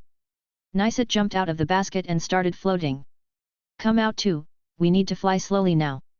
ion/o/vel/b//in.c//om. Alith's transformation was only partial, which allowed her to fly and be slightly resistant to physical attacks while still able to interact with the physical world. She could choose where to stop the change of her body from the physical to the spiritual plane now. This was the main trait of her new race. Sofia stored the basket and reduced the size of her wings as much as she could while still being able to fly. Size mattered when it came to avoiding spatial anomalies. Follow me. I can clearly see the warping in space ahead, but for you two it's going to be harder. Alith, since you can see in the spiritual plane, you should be able to recognize clouds of discolored space. Our undead employee says it's subtle but discernible. For you Sofia, since you said you have a good mana vision, you need to focus on the ambient mana currents and look for any sudden changes in its direction. Depending on the angle you might even be able to see warped colors with the naked eye, but that's rarer, mostly because the spatial anomalies tend to be higher in the sky. With the sky as a backdrop, it's hard to see the changes. Alright, we follow you. Try not to stray from the path I take. Nicet advanced slowly toward the distant coast. With a hand sign, he signaled to the two behind him to stop. We have our first, this one is the most common vortex type, it's right ahead of me, see if you can notice it. Really? I can't see anything at all. Alith seemed to have better results. Oh, I can kinda see it, it's spinning. Yes, this vortex type is the most common and one of the most dangerous space anomalies, so it's better to get used to them now. Are you having trouble finding it? Nicet asked Sofia since she was still looking. Yeah, I cannot see it. Mana seems normal all around as far as I can tell. I'll show you where exactly it is, it's easier to find once you know what to look for. Nicet produced a slab of raw meat from his storage ring and chucked it forward. At first it flew like it should, until it was suddenly twisted on itself and burst in a mist of minced flesh and blood. Oh! I see it now, it really is like a slow spiral. Hard to detect. And this is why you need a space mage. But still, I would feel better if you knew how to spot and avoid these. Just in case we get separated. Also as a rule of thumb, the farther from the ground you are, the more space anomalies there are. The high-altitude sky above Savoln is best considered a dead zone. Only flying islands and the space directly below them are somewhat safe. What if you fly above a flying island? Also safe? You can see the islands as an extension of the ground, the anomalies appear above like they would above the regular surface. Likewise, climbing mountains is alright, anywhere is fine as long as the ground is nearby. Though there are still spatial anomalies near the ground, even if in low numbers. Nicet guided them until they reached the sand beach, accompanied by the message welcoming them to the certain death dungeon. On the way he had introduced them to two more spatial anomaly types, the walls and the portals. Walls did exactly what the name implied, and portals were a one-way trip to a random place in Savoln, but they were both easy to spot. Alith grabbed a handful of sand. The ebb doesn't like sand? There is no vegetation here so it won't spread. But you have seen how it is further in. Yet it's pretty bad, all the plants are pink, it's kinda nauseating. Sofia was of the same mind, the pale pink of the ebb hurt to look at. In her memories, the green fields and forests had a much better allure. For all its faults, Savoln used to be a beautiful place, I'm sure you would have loved the forests there, Alith.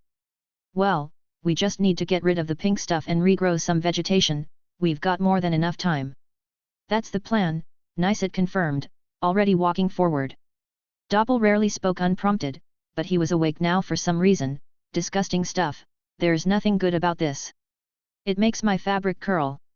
I say you should burn it all. For once I agree. Speaking of which, I have a few things to try. Is it safe to attack the ebb, Nicet? As long as you stay away from it and your attack isn't water-based you should be fine. Some of the larger things can attack like the trees but they can never reach us if we fly up a bit, the area above us is safe right now. So it's best to try now. Do I start with the bolt or the rot? Sofia started channeling an angel's bolt, it wouldn't be a huge one, just enough to tickle the ebb and see how it reacted. She aimed at a tree surrounded by tall grass, all covered in the pink ebb. Nicet was impressed by the flashy attack even when he knew it was coming.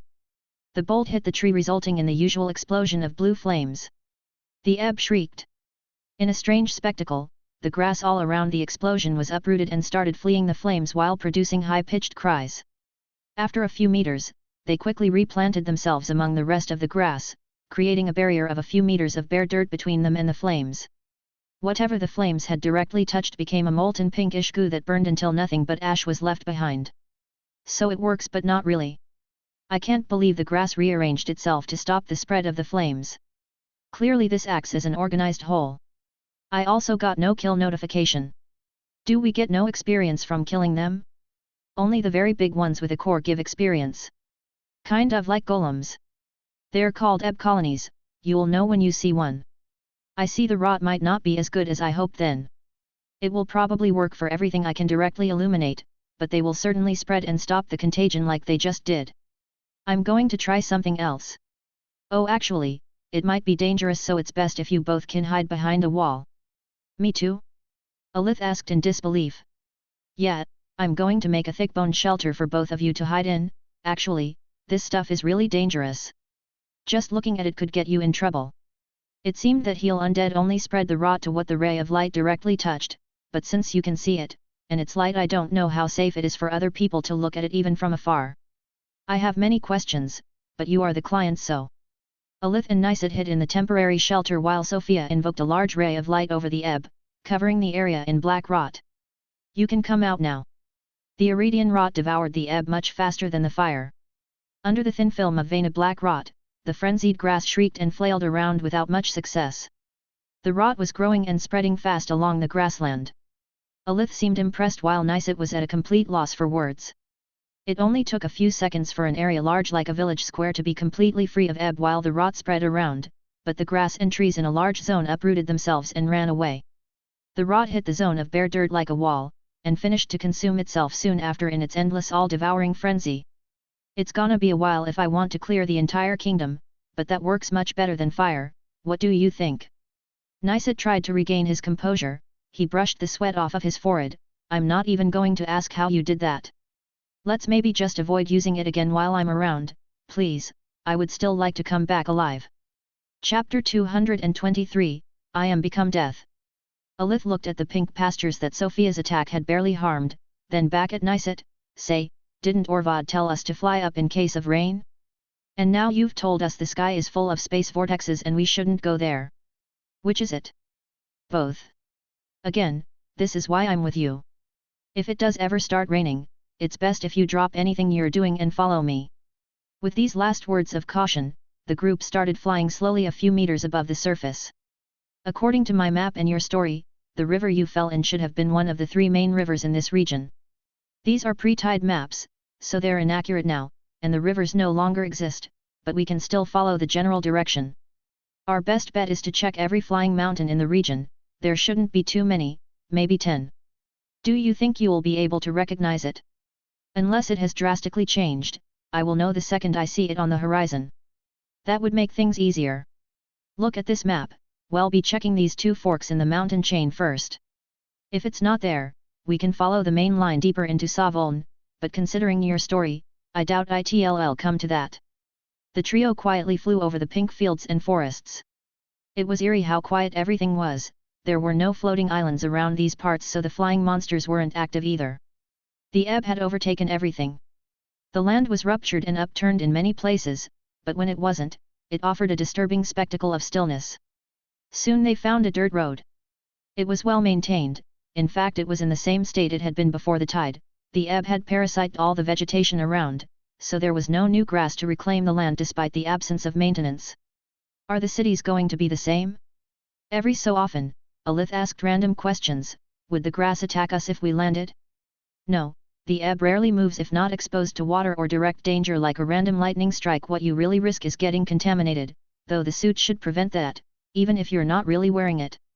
Well, maybe it's the best time to test Doppel's abilities while it's still somewhat safe. What do I do if I get some on me? Amputation? That's an option, but not if there's still ebb around when you do it. The best practice is to burn it away before it spreads, but essentially the instant it gets into your bloodstream, you're done for. I feel a sudden urge to carve a rune right now for some reason. Alith gradually switched back to being fully human and landed amidst the pink grass. Nothing's happening. Guess I can still trust Doppel. But I guess if the best cure is burning, then I don't really have anything to worry about. I am almost offended that you still had doubts, Master. Yet, whatever you say. Her testing done, Alith flew back up. Hey, how long are we going to fly like this? I say we should find the mountain in 3 to 10 days, depending on our luck.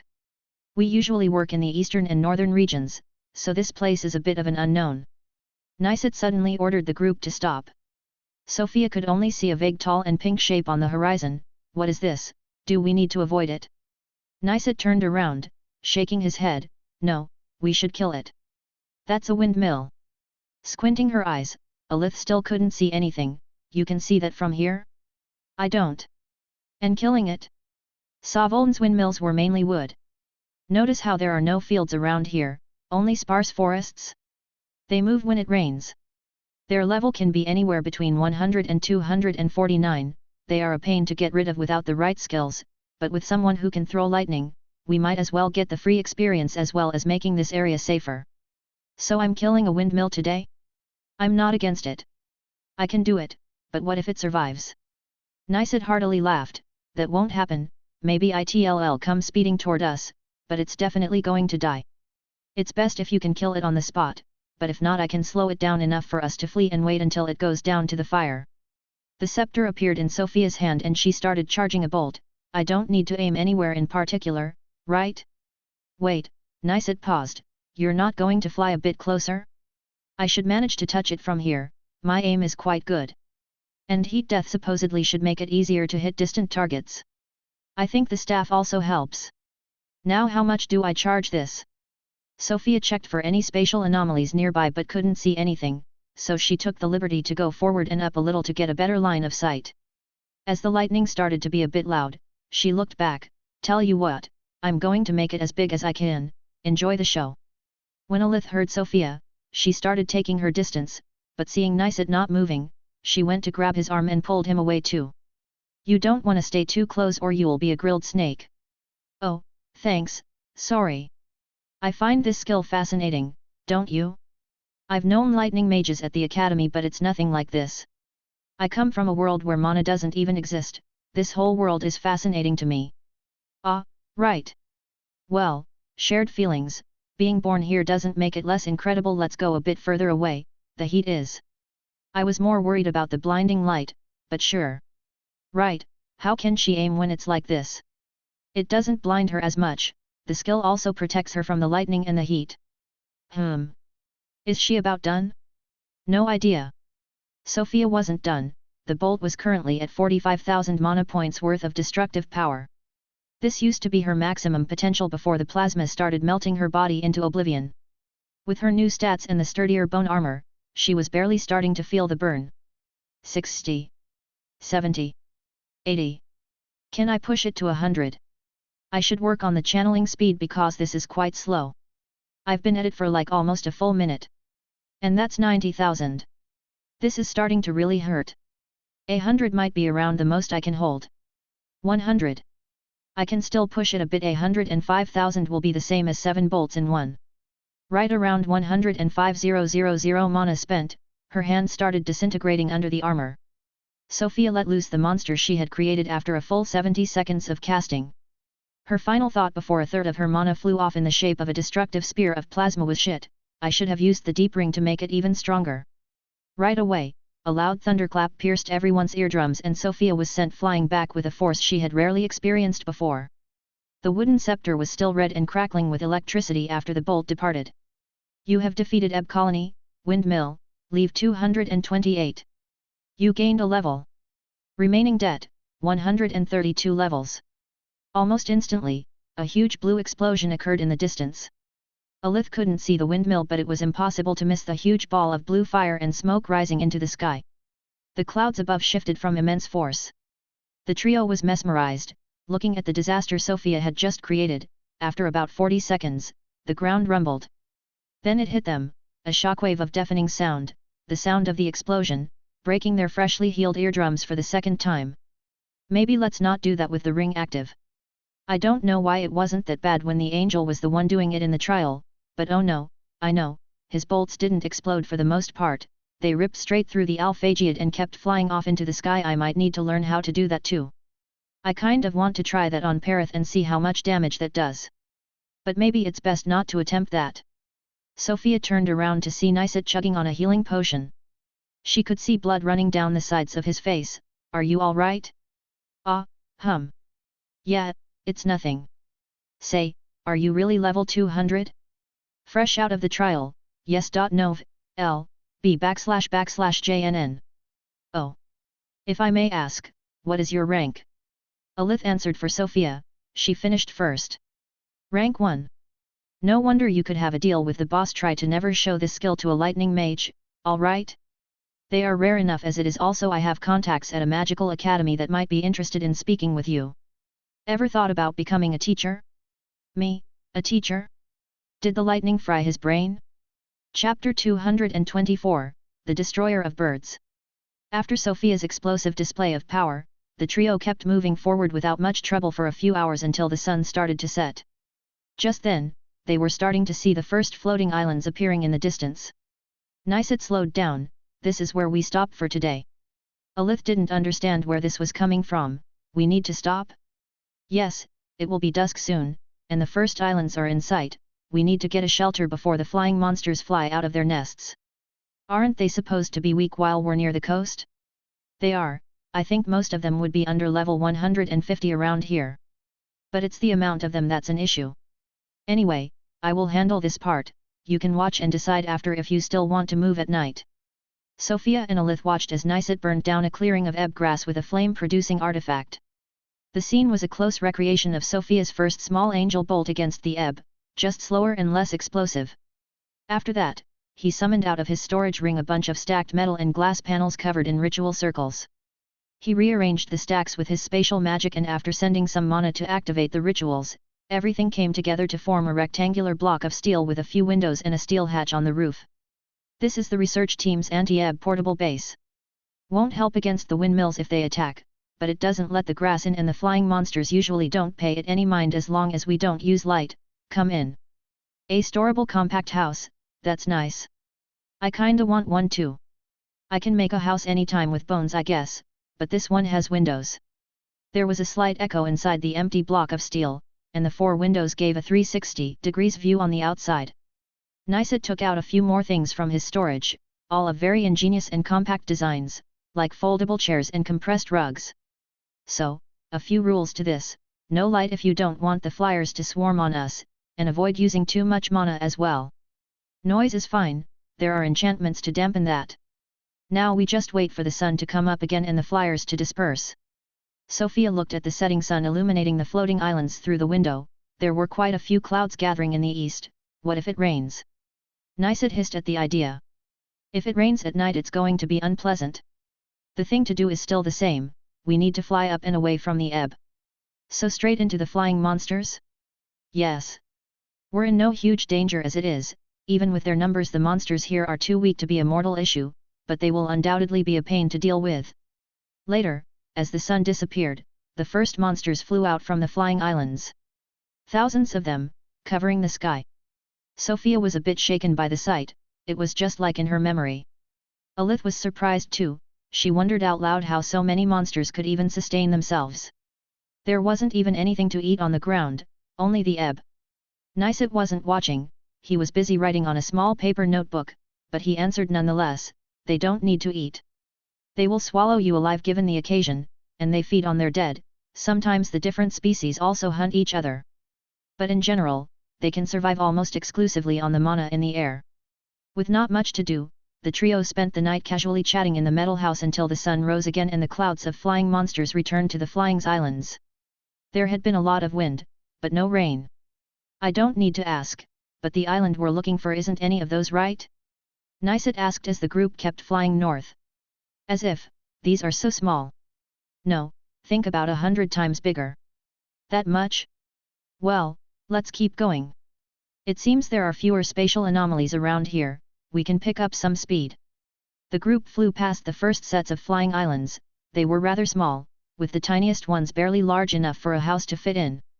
From afar Sofia and Alith couldn't see any trace of the monsters, so Nicet informed them that they dug tunnels to make their nests in. The flying islands were like giant ant nests, but full of skinny and leathery rapacious birds. Some time later, it was Sofia who spotted something strange and stopped the group, pointing at the squirming pale pink thing in the distance. What the fuck is that thing? We have found our first mutated monster it seems. I can't tell what it is exactly from here but there's no need to worry about it as long as it hasn't seen us, let's continue. A while later, the first genuine flying mountain started showing its form among the clouds above. Sofia felt anxious, until she saw it from close enough to confirm it wasn't the one. Nicet nodded and the search continued. They kept flying forward until a flying monster showed up during the day. It was some kind of long flying worm, it was still far away, but it was coming closer. Looks like we have entered the second circle, we need to fight this one. Want me to give it the windmill treatment? Sofia asked innocently. You really don't need to go that hard, it's probably barely above level 200 with this kind of size. Understood, I'll go with a third of the power then n/o/vel/b//n.c//om.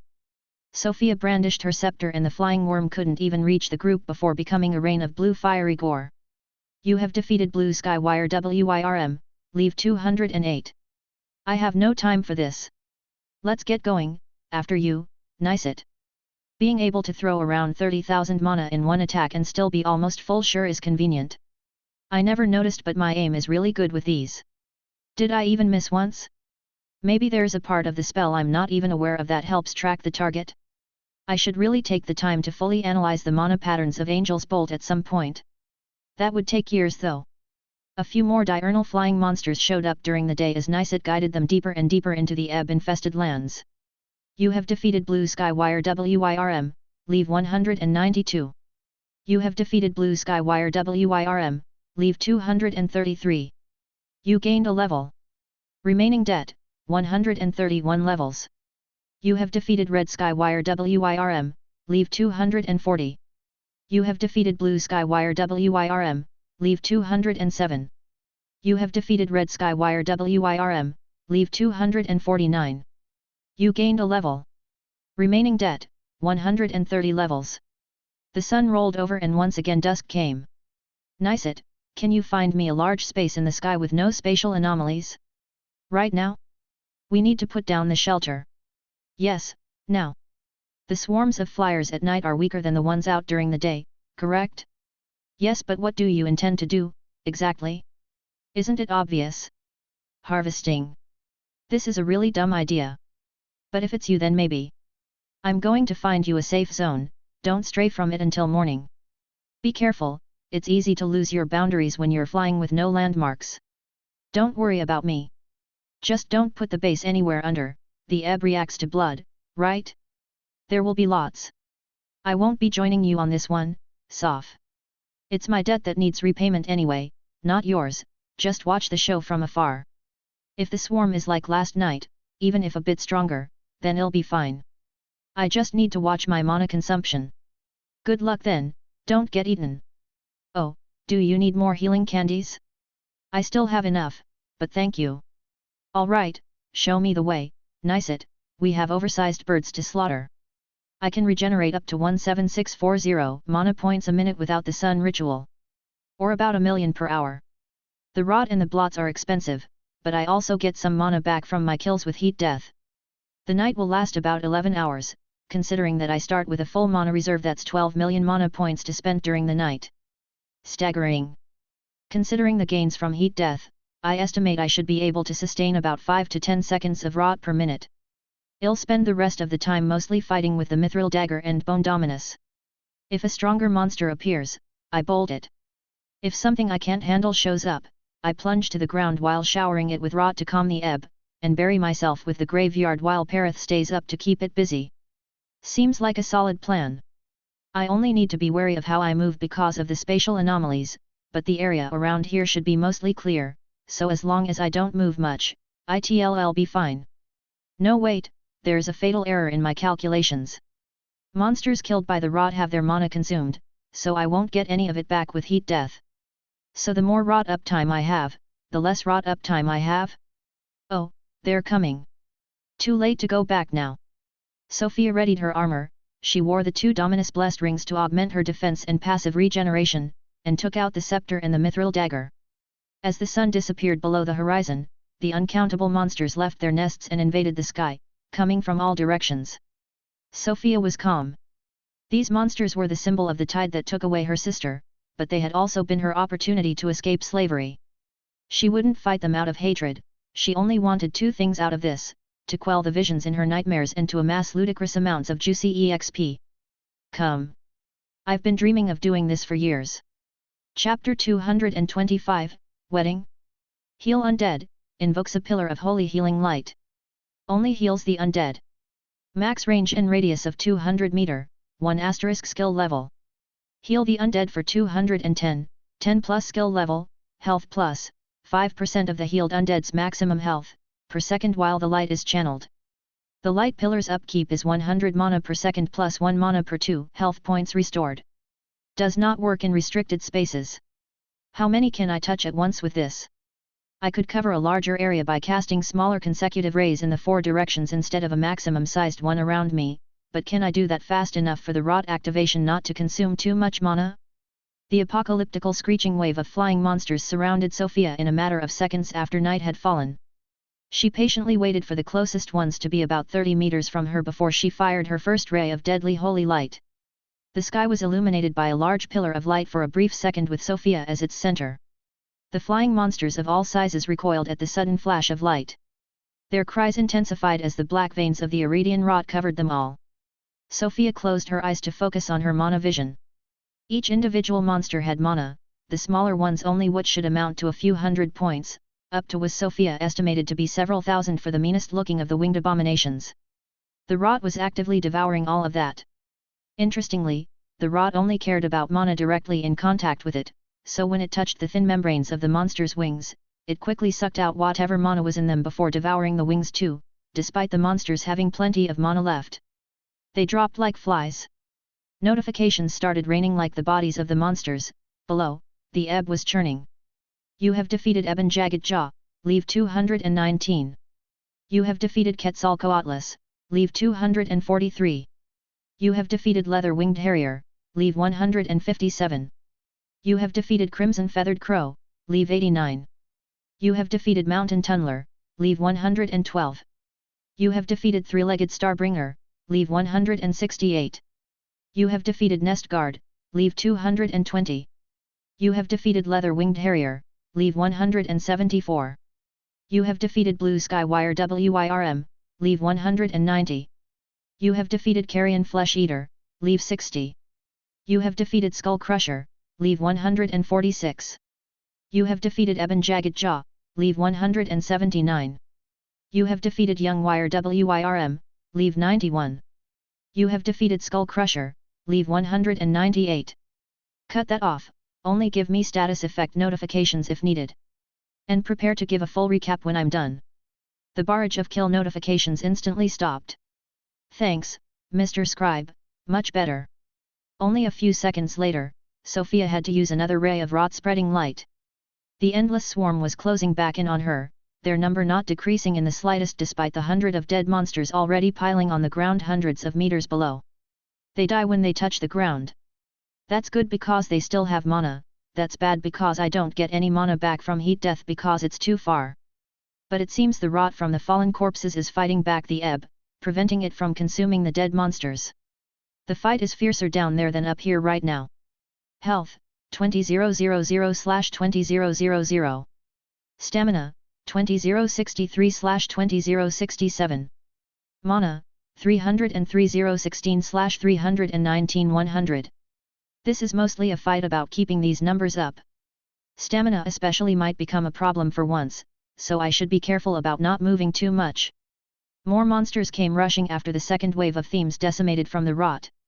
Sofia actually absorbed a bit of mana from some of the weaker monsters dying mid-air. But now the monsters were coming closer. Since she couldn't afford to keep using the Iridian rot only, her other main way of attack was her Amor with Bone Dominus. The first bird-like monsters who reached her were impaled by unexpected spikes of bones before their skeletons exploded inside of their bodies. Only for the bigger ones like the Quetzalcoatlus, which were much bigger than her and had a hide tough enough to resist the quick attacks of her armor, did Sofia bother moving and fighting back with her dagger. They were also the only ones who had made any kind of react damage to her armor and health so far, but overall, it was less damage than what the passive healing from her blessed constructs could heal her. These big monsters dying to her hand usually had up to 10,000 mana, so she managed to retrieve some and spread the rot more often as a result. A few of the monster species also had ranged attacks, but they were, for the most part, laughably weak. The scepter absorbed most of them, and what rare stronger projectiles it couldn't counter, Sofia knew she had to dispel with heat death for a few thousand mana each. It took a good 5 minutes for a correct rhythm to set in, where Sofia knew exactly how much mana to spend and what attacks to look for. The whole process was smooth sailing after that, and Sofia sat in the sky as a seemingly invincible meat grinder, bearer of a virulent black plague. Whenever the light shone, the rot spread to more monsters. They were eaten alive, the rot gnawing at their flesh, giving them the appearance of freshly dead zombies. Some stopped, struggling to get rid of the rot, most kept fearlessly charging ahead, ravenously trying to dine on the invader in their sky. Oddly enough, Sofia was relaxed. Amidst the death and screeches, she found a calm form of inner peace. And of course she didn't forget to store the corpses of the most interesting monsters on the fly. Just because the Book of Skeletons wasn't participating didn't mean she wasn't going to feed it. About 3 hours in, a larger monster appeared, its level likely to be over 250. Sofia did nothing about it. Perith appeared above the flying monster and grappled it, sending it crashing down into the charnier of rot and ebb below. It did not survive for long. Perith teleported back to Sofia with the dead body of the giant flying monster and she stored both of them. Health, 20,000/20,000.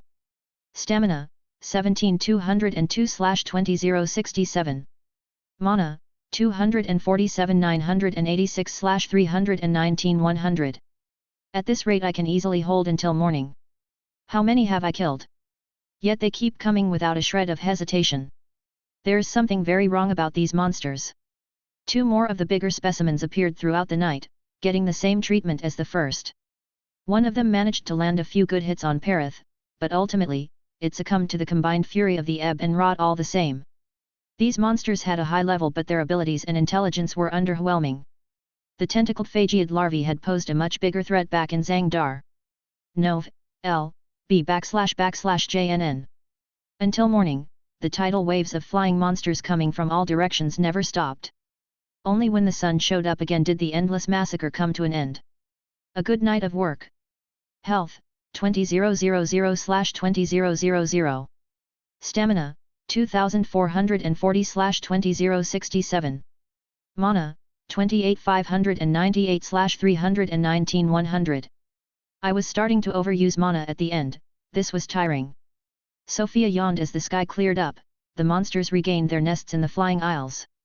She looked down, the rot and the ebb were still fighting over the countless corpses, the land around had been dyed black from the carbon powder flying everywhere and sticking on the ebb. Sofia thought that she should send one more big wave of rot on the ground to clean everything up, but she might as well wait until she had a bit more mana for that. Instead she was curious about the results of her hunt. After deactivating her armor and taking a few seconds to appreciate the freshness of the morning wind, she watched for the first time the collapsed version of her notifications that the scribe had been working on all night. Extermination results. You have defeated monsters, leave 23 to 99 *39 919. You have defeated monsters, leave 100 to 199 *279 435. You have defeated monsters, leave 200 to 249 *124 193. You have defeated monsters, leave 250 to 276 *3. Total kills, 443 550, average kill per second, 11.7. Damage spread, Iridian Rot equals 78%, Bone Dominus equals 17%, Other equals 5%. You gained a level. *113. Remaining debt, 17 levels. Way of the Fool reached level 23. Way of the Fool reached level 24. Evasion reached level 33. Evasion reached level 58. Radiance reached level 27. Radiance reached level 36. Dungeon clearance, sky equals 2.8%, ground equals 0.0%, underground equals 0.0%. For your mental health, remember to take breaks. Sofia was impressed by the results. 11 kills per second, just that number was wild, and so was the total number of kills. Only 100 and some levels for that many kills was a bit surprising at first, but considering the diminishing returns of such hunting methods it was actually quite a lot. A few more nights like this one and I might just get to 249 in record times. Even then, I probably wouldn't go to the next trial for a very long time, so there's little point in rushing things. This night had fully displayed the true power of the rot, all the monsters it had touched had died. And yet even though Sofia had killed more monsters in one night than she had killed in total up until then, the scribe informed her that this was less than 3% of the monsters occupying the skies of Savoln. What does that even mean? I would need to do this 33 times to get rid of them all? There's more than 14 millions of these flesh-eating suicidal birds? And they get stronger near the center? No wonder no one has cleaned the kingdom so far. Hey, at least I got some nice levels and even a few skeletons out of it, they were the 3 biggest ones. It might be better if I wait before feeding Bookie though, I could make bigger pages, I'll see. Sen and Alith came flying up to Sofia and she almost instinctively formed spikes with her armor even though she had seen them coming. Seems like I still need some time to get out of it. Alith came up to Sofia, holding a wet towel and a jug of water. Here, take care of yourself a bit, you look like a graveyard. Thanks. Arim, Lady Sofia? Lady? I have a young cousin who has been looking for a bride, he has also placed well in his second trial, would you happen to? You what? I'm not, I don't have time for things like these. Oh, you don't have to pay it any mind, but he would be interested I'm sure, and he would probably kill me if he knew of today's event and that I didn't so, yet.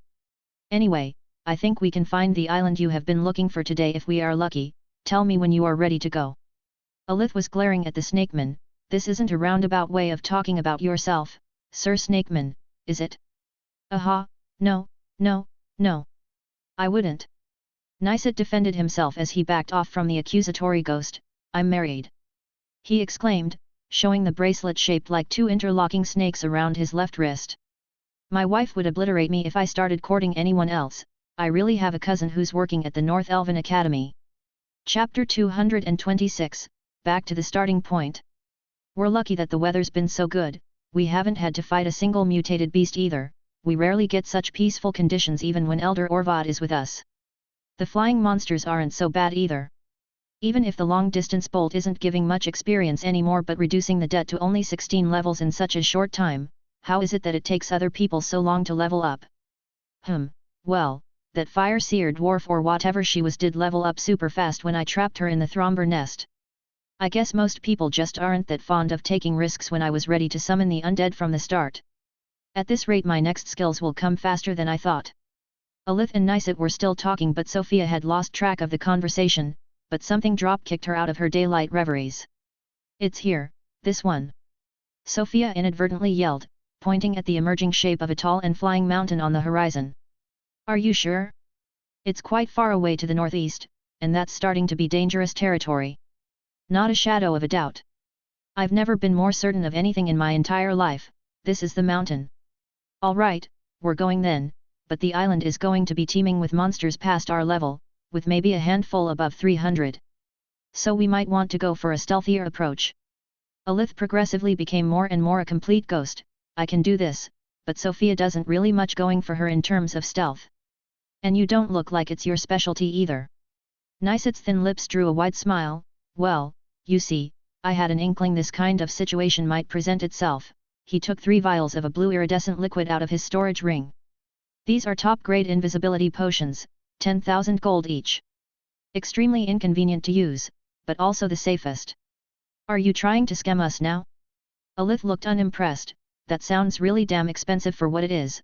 I've seen invisibility potions go for as low as 50 gold a vial. And also, who spends that kind of money for 2 strangers?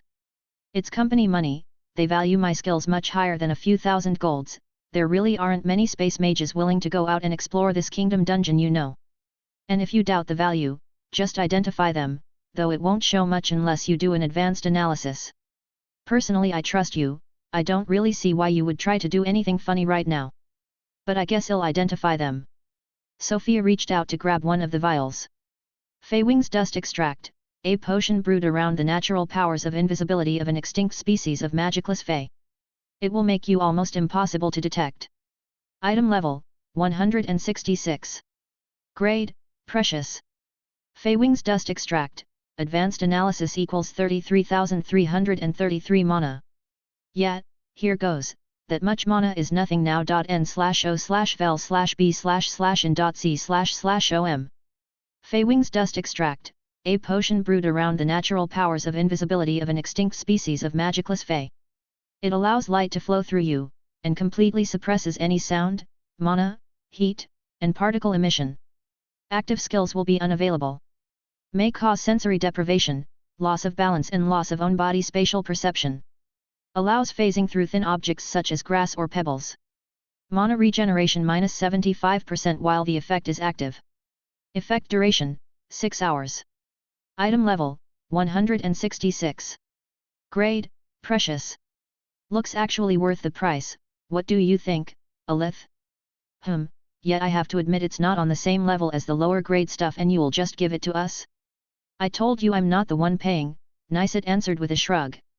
Alright if you say so. When do we drink them? Let's go near the island while it's still day. We should make it there if we speed up a bit and avoid the stray flyers. It might be an idea to start being a bit more silent now already. I'll explain more when we're there.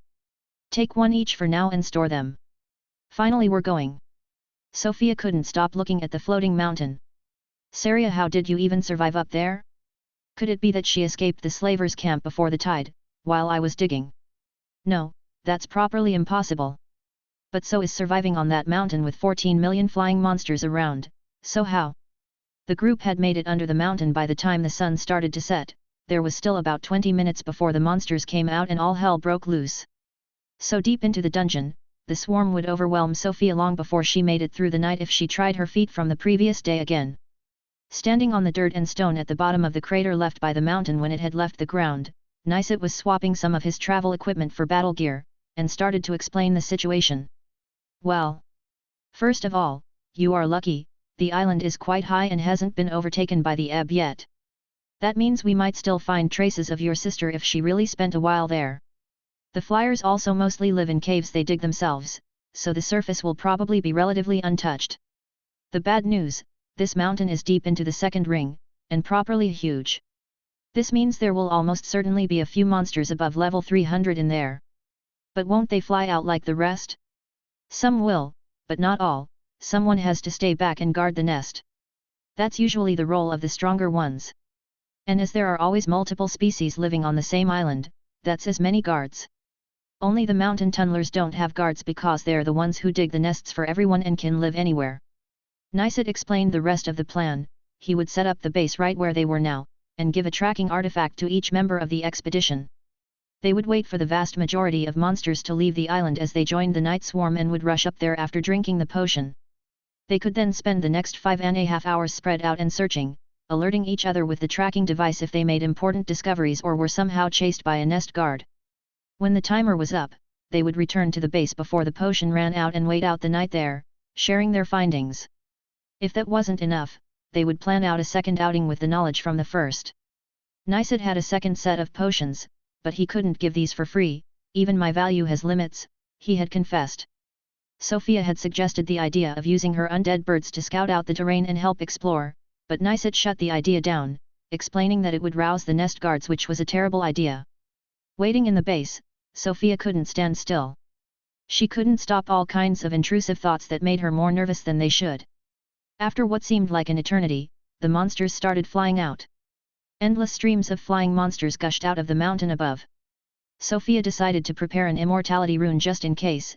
It would take a while for all the monsters to exit the mountain anyway. Now that she could see the moment she needed to go approaching, she found it easier to focus. After waiting until none of the monsters remained, they all gulped down their invisibility potions and disappeared. Whoa, the description didn't lie, this is disorienting. Not being able to see your own limbs was a bit of a strange sensation, but that aside, Sofia was used to the much stranger perspective shift from her demon form, so this was nothing in comparison.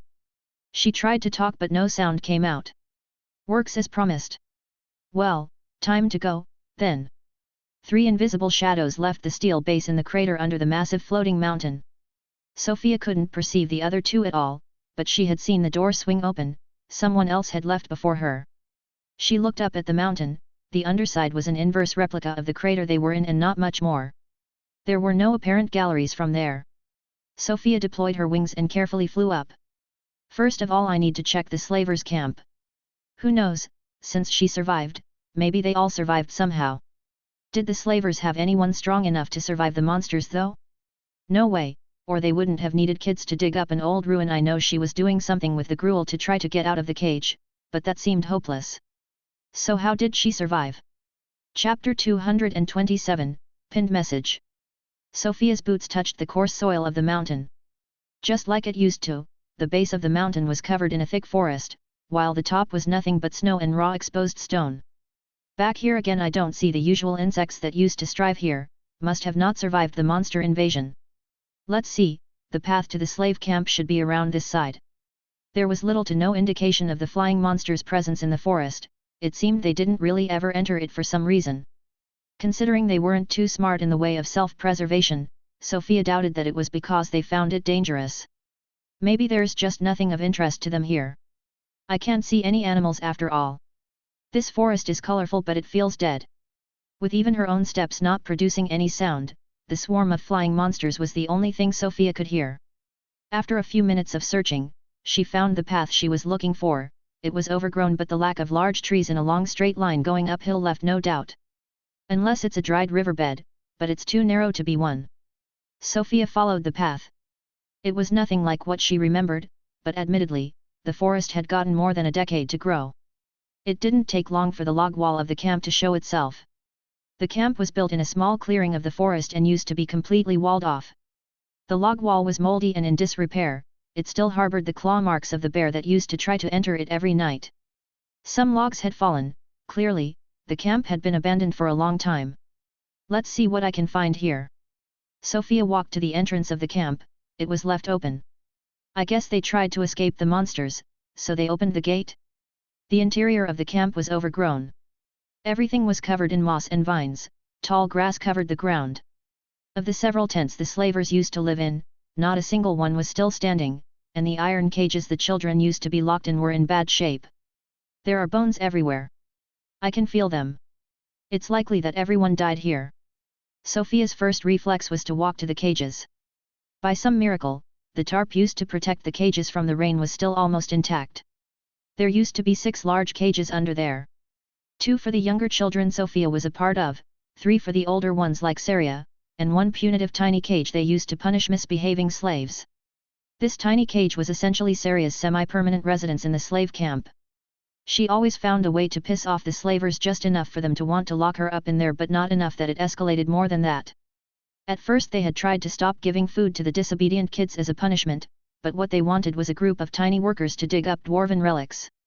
So having limp and starving kids was counterproductive. Out of the 6 cages, 3 of them had crumbled into piles of rusty iron, the ones left were 1 from each category. The most pristine one was the one Sofia used to be locked in with other kids. It was rusty but intact, and empty. The second one was the one Saria was in whenever she wasn't being punished. The bars were pushed open, as if something too big had forced its way in or out. There goes the foolish dream of hoping they all survived. It's full of broken skeletons, they all died in there. Some skulls are pierced, even the bottom of the cage has holes in it. A lot of the bones are missing.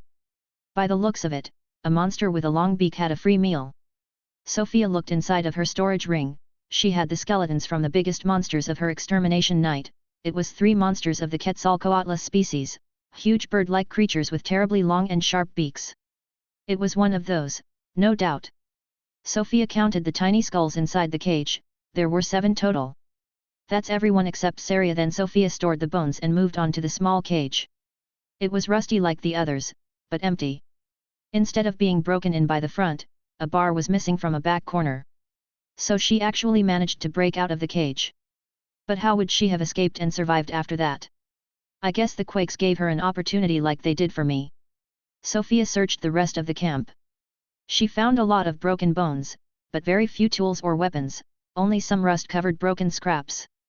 She probably escaped right before or while the monsters attacked, and later came back after the monsters killed everyone to loot anything useful. Now how do I find her trace? She had to have found a shelter to hide in while the monsters attacked at the start, or she would have suffered the same fate as everyone else in the camp. Considering the terrain and the violence of the Quakes at the time, she couldn't have gotten far before the mountain flew up and the monsters arrived, so where could she hide? It was raining and the valley was about to flood, so she probably wouldn't have tried to go downhill. At the time, the animals got frenzied and all ran away. Before the animals ran away, did she hide in the bear's den? Sofia's mana senses were completely stifled by the invisibility potion, so she exited the camp and started searching uphill, where the bear was supposed to live, as it always attacked the camp from this direction. The slavers were too weak and had never tried to hunt it. Sofia searched for a while. The remaining time on the potion was ticking down, but it was hard to find anything in the forest. That's it.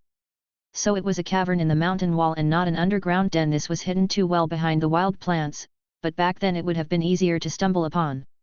Considering how well hidden it was, I don't think I'd find a monster nest inside. Let's see. The den wasn't very deep. It was a low-ceiling L-shaped cavity with a slightly larger space at the end. There are bones inside. The space at the end of the cave was high enough for Sofia to stop crouching. This was where the bear used to sleep.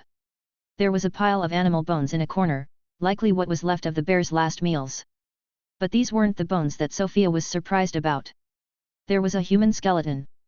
To be precise, the corpse and skeleton of a tall adult male, still clothed and holding a broken weapon, in a very advanced state of decomposition. The skull had fallen and was broken on the ground. In Sofia's memory, a single person in the slavers' camp was that tall and wide, Hemdal, the leader of the slavers. His skeleton was pinned against a wall of the cave, held in place by a bent and rusty iron pipe. No way the missing bar of Saria's cage. The iron bar had been driven straight through the sternum and spine of Hemdal, stuck inside of the stone wall. Did Saria do this? It doesn't look like it was moved there after it died, so that means she killed him by impaling him against a cave wall. 13-year-old, level 1 orphan class, blurry vision, all brain no muscles. Saria did this? That guy had to be at least level 10. I can see an explanation, maybe. If she was chosen as a god's oracle and got a broken skill like Astlias Moon Benediction, she would need at least something like that to get that much strength out of nowhere. Or she somehow got lucky and was credited for the kill of a monster, instantly got a class and several level UPS which allowed her to fight back against this guy? If so, she wouldn't have needed to take the fight to a cave. It's pretty clear he must have been following her after she escaped. But I don't think she knew, or she wouldn't have entered a cave that was most likely to be a dead end. The position of his body does seem to indicate he entered after her. Which means it could be a trap she laid out for him. But why let him get out of the narrow passage and stand up before stabbing him if she was already inside? She could have struck his head before he even stood up. Something flashed before Sofia's eyes for the shortest instant, followed by a huge headache. She was rolling on the floor, trying to understand what had just happened, though the cause was clear. The thing she had just seen was a system notification. I recognize this. Are you trying to harm yourself again, Mr. Scribe? n/o/vel/b/jn.c//om. The pain wasn't nearly as bad as last time though. I guess he's found a way around it. Are you okay? Sofia's remaining health tracker opened by itself showing health, 20,000/20,000. Alright, good. I'll take this as a yes. Now then, what did you want to tell me so badly this time? Sofia had seen the contents of the notification. It had been extremely quick but there were only 3 characters and she had fast reading. It said, equals 9. Chapter 228, Caught Rock-Handed. Equals 9, that's a riddle? How is this helping right now? The answer is 9? Doesn't mean much. And if that was it, just saying equals 9 would have worked better. Question equals 9, then? Sofia looked around in the den and tried to make sense of the scribe's hint but she was stumped. She kept visualizing the 3 characters in her mind until she figured something out. 9th oh. 9th question? There haven't been many occasions where I was faced with 9 questions in a row. I think I get it now. Thanks Mr. Scribe, that's not something I had thought about. But that could indeed explain how Saria could have done this. 9th question, what one rule would you add, delete, or change if you could modify the system? I would add a rule to punish harming children. I see. You might be interested in knowing that there is, in fact, such a rule. So in the end, it was the system that helped her, as a punishment for the slaver? Since she was the one who did this, and considering she survived the monsters after that, the most likely thing that happened is that she unlocked an unusually strong class which allowed her to accomplish all of this. Unless the system just gave her a bunch of stat or levels for free, but would it do that without giving her a real class first? It could also have given her a strong item but then the possibility exists that the person it was meant to punish could steal the item and profit off of it. Considering where she ended up in the Spire's ranking as well, my hypothesis is that she received a strong class. Once again, Sofia's total health tracker opened up by itself, but it came with a small bout of pain around her temples this time. You confirm, then? Thank you, really.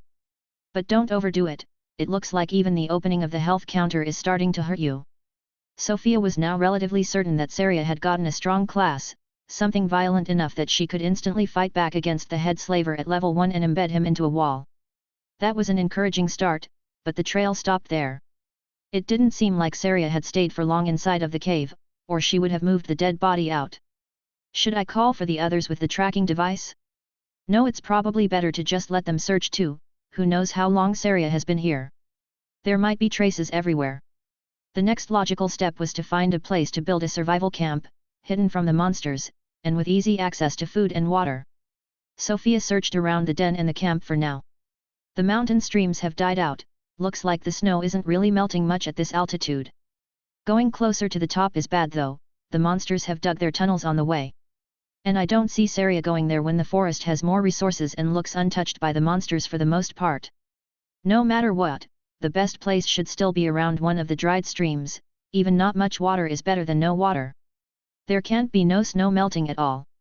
Searching along the dried up streams of water of the mountain ended up being a good bet, as Sofia found a small metallic door in a recess of the mountainside. A large boulder was on the side, which might have once hidden the entrance, judging by the horizontal markings on the wall. Saria could have never built this. Sofia grabbed the handle and opened the door. It was unlocked. Inside was a clean and straight but low passage cut directly through the mountain. Sofia had to almost get on her knees to advance, this size was probably perfect for a lith. Or dwarves. Walking further and further into the straight tunnel. Does this lead to the other side of the mountain? Finally she reached the iron door on the other side. Behind it was not the forest on the outside, it was nothing but a vertical shaft with a ladder going both up and down. In the way down, just a few meters under the door, the ladder had been bent and broken, and the way was sealed. It had been plugged by a blackish material that looked like it had been liquid at one point and hastily poured. The walls were a strange material too, it was smooth and rigid, but completely uniform in color. Like fake rock. Sofia couldn't resist the urge to break a piece from a corner and identify it. The material was really tough and she was surprised that she had to really give it all she had to break a small piece, when she could crush regular stone barehanded without even trying now. Broken piece of dwarven ultra-high performance wall mix, this material is the greatest pride of the Grey Dwarf clan's engineering. Be it boats, ridiculous architecture, or even armor, if they have the money, this is what they will use. Goblins cower in awe of its impervious nature. The Grey Dwarf's elders would sooner kill themselves than reveal the secrets of its confection. Grade, valuable. The Grey Dwarf clan. Never heard of it. Dwarves live in clans? I thought most of them just lived in the Dwarven Isles as a unified kingdom of sorts. They have a king, right? I'm pretty sure they do. Nov, L, B / JNN. But most importantly, the Dwarven ruins extend all the way to here? To think they had us dig all the way down in the valley when there was an entrance to Dwarven ruins so close by. I hope the monsters haven't dug their way through these walls. Ultra high performance or not, I don't see that holding up against a level 300 monster. Though I suppose they would probably just dig around hard stuff like this. Sofia looked up the shaft. Even with her dark vision it was hard to tell if the whole ladder was intact, but it looked like it. Sofia climbed up quickly. Guess the monsters really never dug through the Dwarven walls. The ladder was so tall, Sofia was convinced it had led her to the top of the mountain. That would have been hard to do for Saria, but maybe not if she had the strength to do what she did to the slaver. Sofia pushed up the iron trapdoor at the top of the ladder. She was welcomed by a strong gust of glacial wind. At first she thought it was the outside, but once again, it wasn't. Or not quite. The trapdoor was in the middle of a room.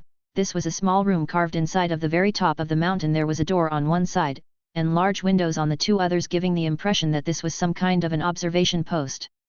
The last wall, opposite the one door, was missing.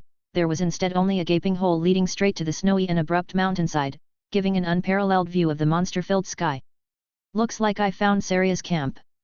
In a corner were stacked weird dwarven devices. In the opposite one was the remnants of a collapsed makeshift bed frame made of twigs, cloth, and iron wire. I guess she stole one of the slaver's bedrolls, but it's no longer there. Must have gone through the huge hole in the other wall. There was a bunch more stuff on small handmade shelves and in crude wooden boxes, as well as a few flying monster skulls decorating the furniture.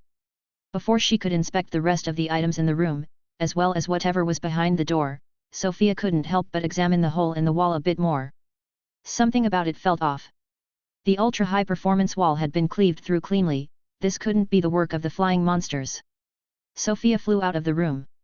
Even from the outside, the cut was really clean. Not only had it cut the wall, it had also cut the mountain around it as if it was someone's dessert that they took a giant spoonful out of. Something else attracted Sofia, something strange in her peripheral vision. A handprint. It was the kind of trace one would leave if they tried to grab the tower of a mud castle, only to realize they would only crush it if they did that while their hand was already half buried into it.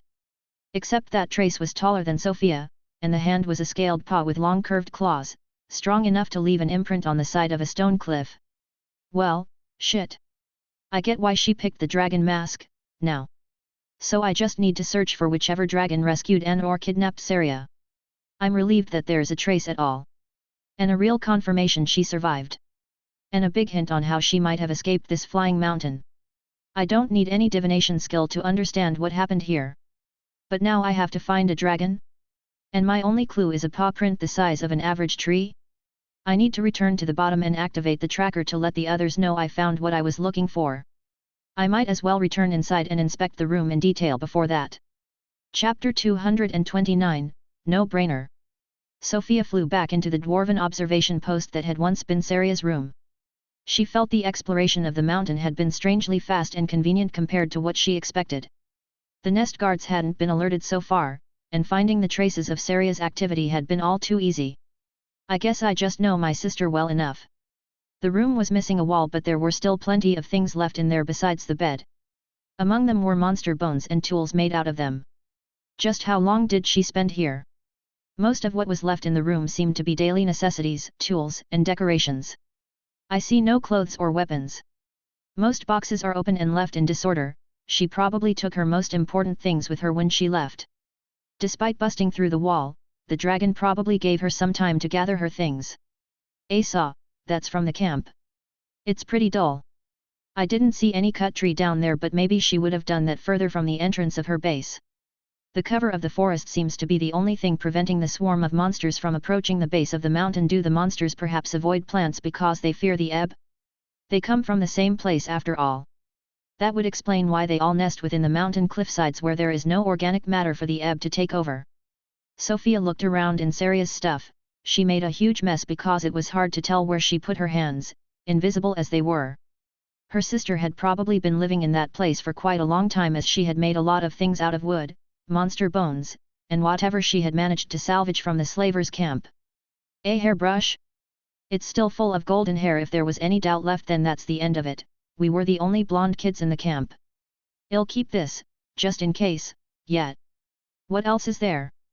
Wooden bowls, cups, she even had time to make a broom. When it came time to inspect all the mechanical dwarven devices, Sofia just stored them to look at later. These were things that even Saria had given up on trying to use, that were just haphazardly piled in a corner, so they could wait. I think there were more things, but they probably fell through the hole. Actually, there's only heavy stuff left out of the closed boxes. Anything that could be blown away by the wind likely was. Lastly, Sofia opened the side door. Dwarven design toilets? Also, that's a lot of spears. This was a small toilet room, which probably drained out of the side of the mountain. The place was already rather tiny, but the side walls were also lined with handmade spears. Wood, bone, and scrap metal made dozens of spears.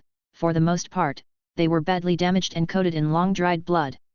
She sure didn't spend her time here just doing nothing. She probably ate better like this than we did our entire childhood. Maybe I should try some monster meat too. But she couldn't have gone past level 99. And some of the monsters here go all the way up to 300 and more. It's impressive that she survived at all. Sofia would have liked to find some kind of written journal or something along those lines, but both she and Saria had never learned to write back then. I still think she already knew how to read a bit, but that was never something we could really use.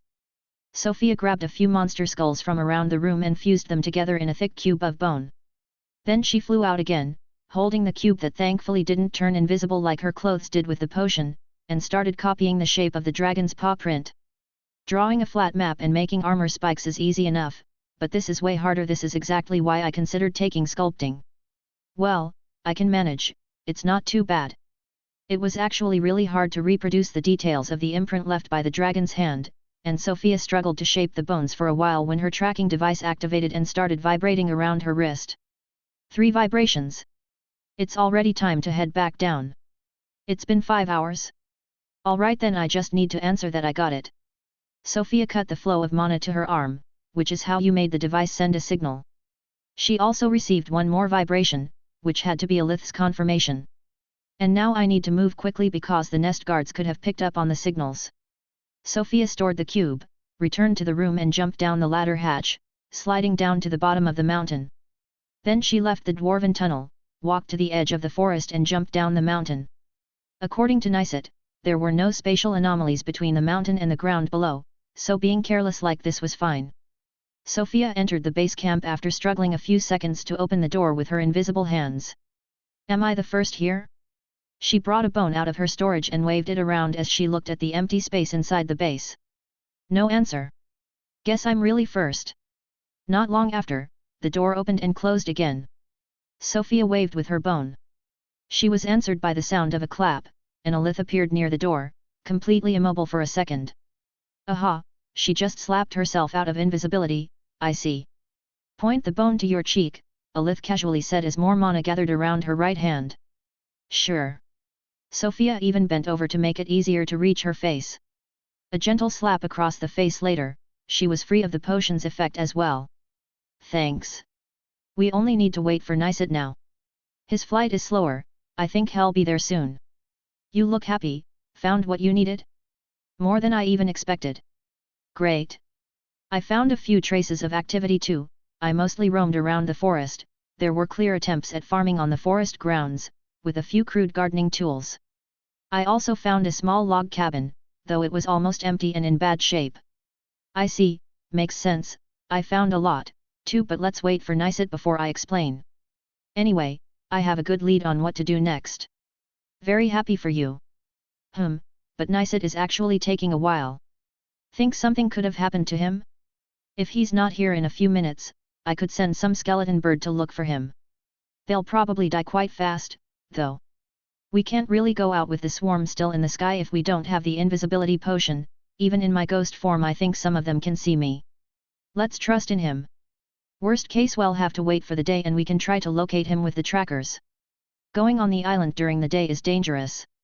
Not if we stay in the forest, I think. Their conversation was interrupted by the door opening and closing again.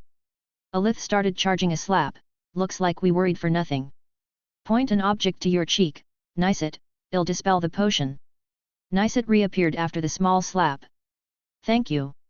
A nest guard left the mountain after I activated the tracker, so I had to be extra careful in coming back. I found a FE. Niset was interrupted by the ground quaking and the sound of a heavy impact nearby. Shit. This is why I need to prime the staff. From the window of the base, Sofia saw the talons of a flying monster. It was at least thrice the size of the biggest ones she had killed until now, and it was facing away from the base, for now. Niset covered his mouth and signaled that they shouldn't make noise. The trio was immobile, hoping that the threat wouldn't notice the base thanks to its protection rituals. Maybe it won't see us. I hope. The monster turned 180 degrees in a single hop, now facing the base. Nothing happened for a second until the beast's huge sharp-toothed beak appeared before the base's window. The monster's black eyes blinked, it had transparent eyelids that allowed him to keep staring without interruption. N/O/vel/b/in.c//om.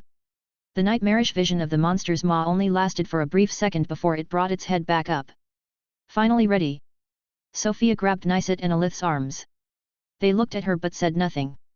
Dozens of skeletal arms popped out of the ground and grabbed their ankles, bringing the group down. I feel an underground cavern. Bring us there fast. Alith and Niset disappeared underground, only Sofia's head was still out of the ground because she was taller. She only heard the sound of steel bending. Then she was instantly transported to the underground tunnel she had felt before, thanks to Graveyard of the Righteous, sitting on the cold floor. Did Niset teleport us? Why is Perith out? It's so cramped that he barely fits.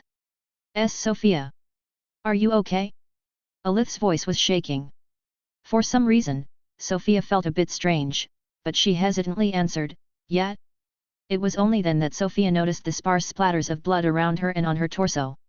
What exactly? Sofia turned around, which startled Niset so much that he yelped and almost fell on his back. It was then that Sofia noticed something else, her head felt light, and her crown was missing. That was the point where the gears in her brain started turning again. Did I lose my head? Chapter 230, Time flies, but ours don't. Niset was strongly nodding, his eyes still wide open. Alith pressed on, do you need more healing? No really, I'm fine, just a bit disoriented. The nest guard got me, I imagine? More than got you. I thought you were dead. Niset exclaimed, still shaky and wiping off his sweat. Well. I didn't think I could survive losing a head either, but it looks like it was fine. Perith was the one who healed me, right? Alith confirmed that after the graveyard skeletons dropped the headless Sofia on the floor, as soon as she was fully corporeal again, Perith had appeared inside of the tunnel and had used greater heal to rehead her. He couldn't get out before I was corporeal again. I need to think about that and let him out before using the graveyard to escape next time. So I was likely saved by the one-hit kill protection of the venerable physique. And ghosts can't bleed out, so the graveyard skeletons took me all the way down here while I probably only had 1% health left.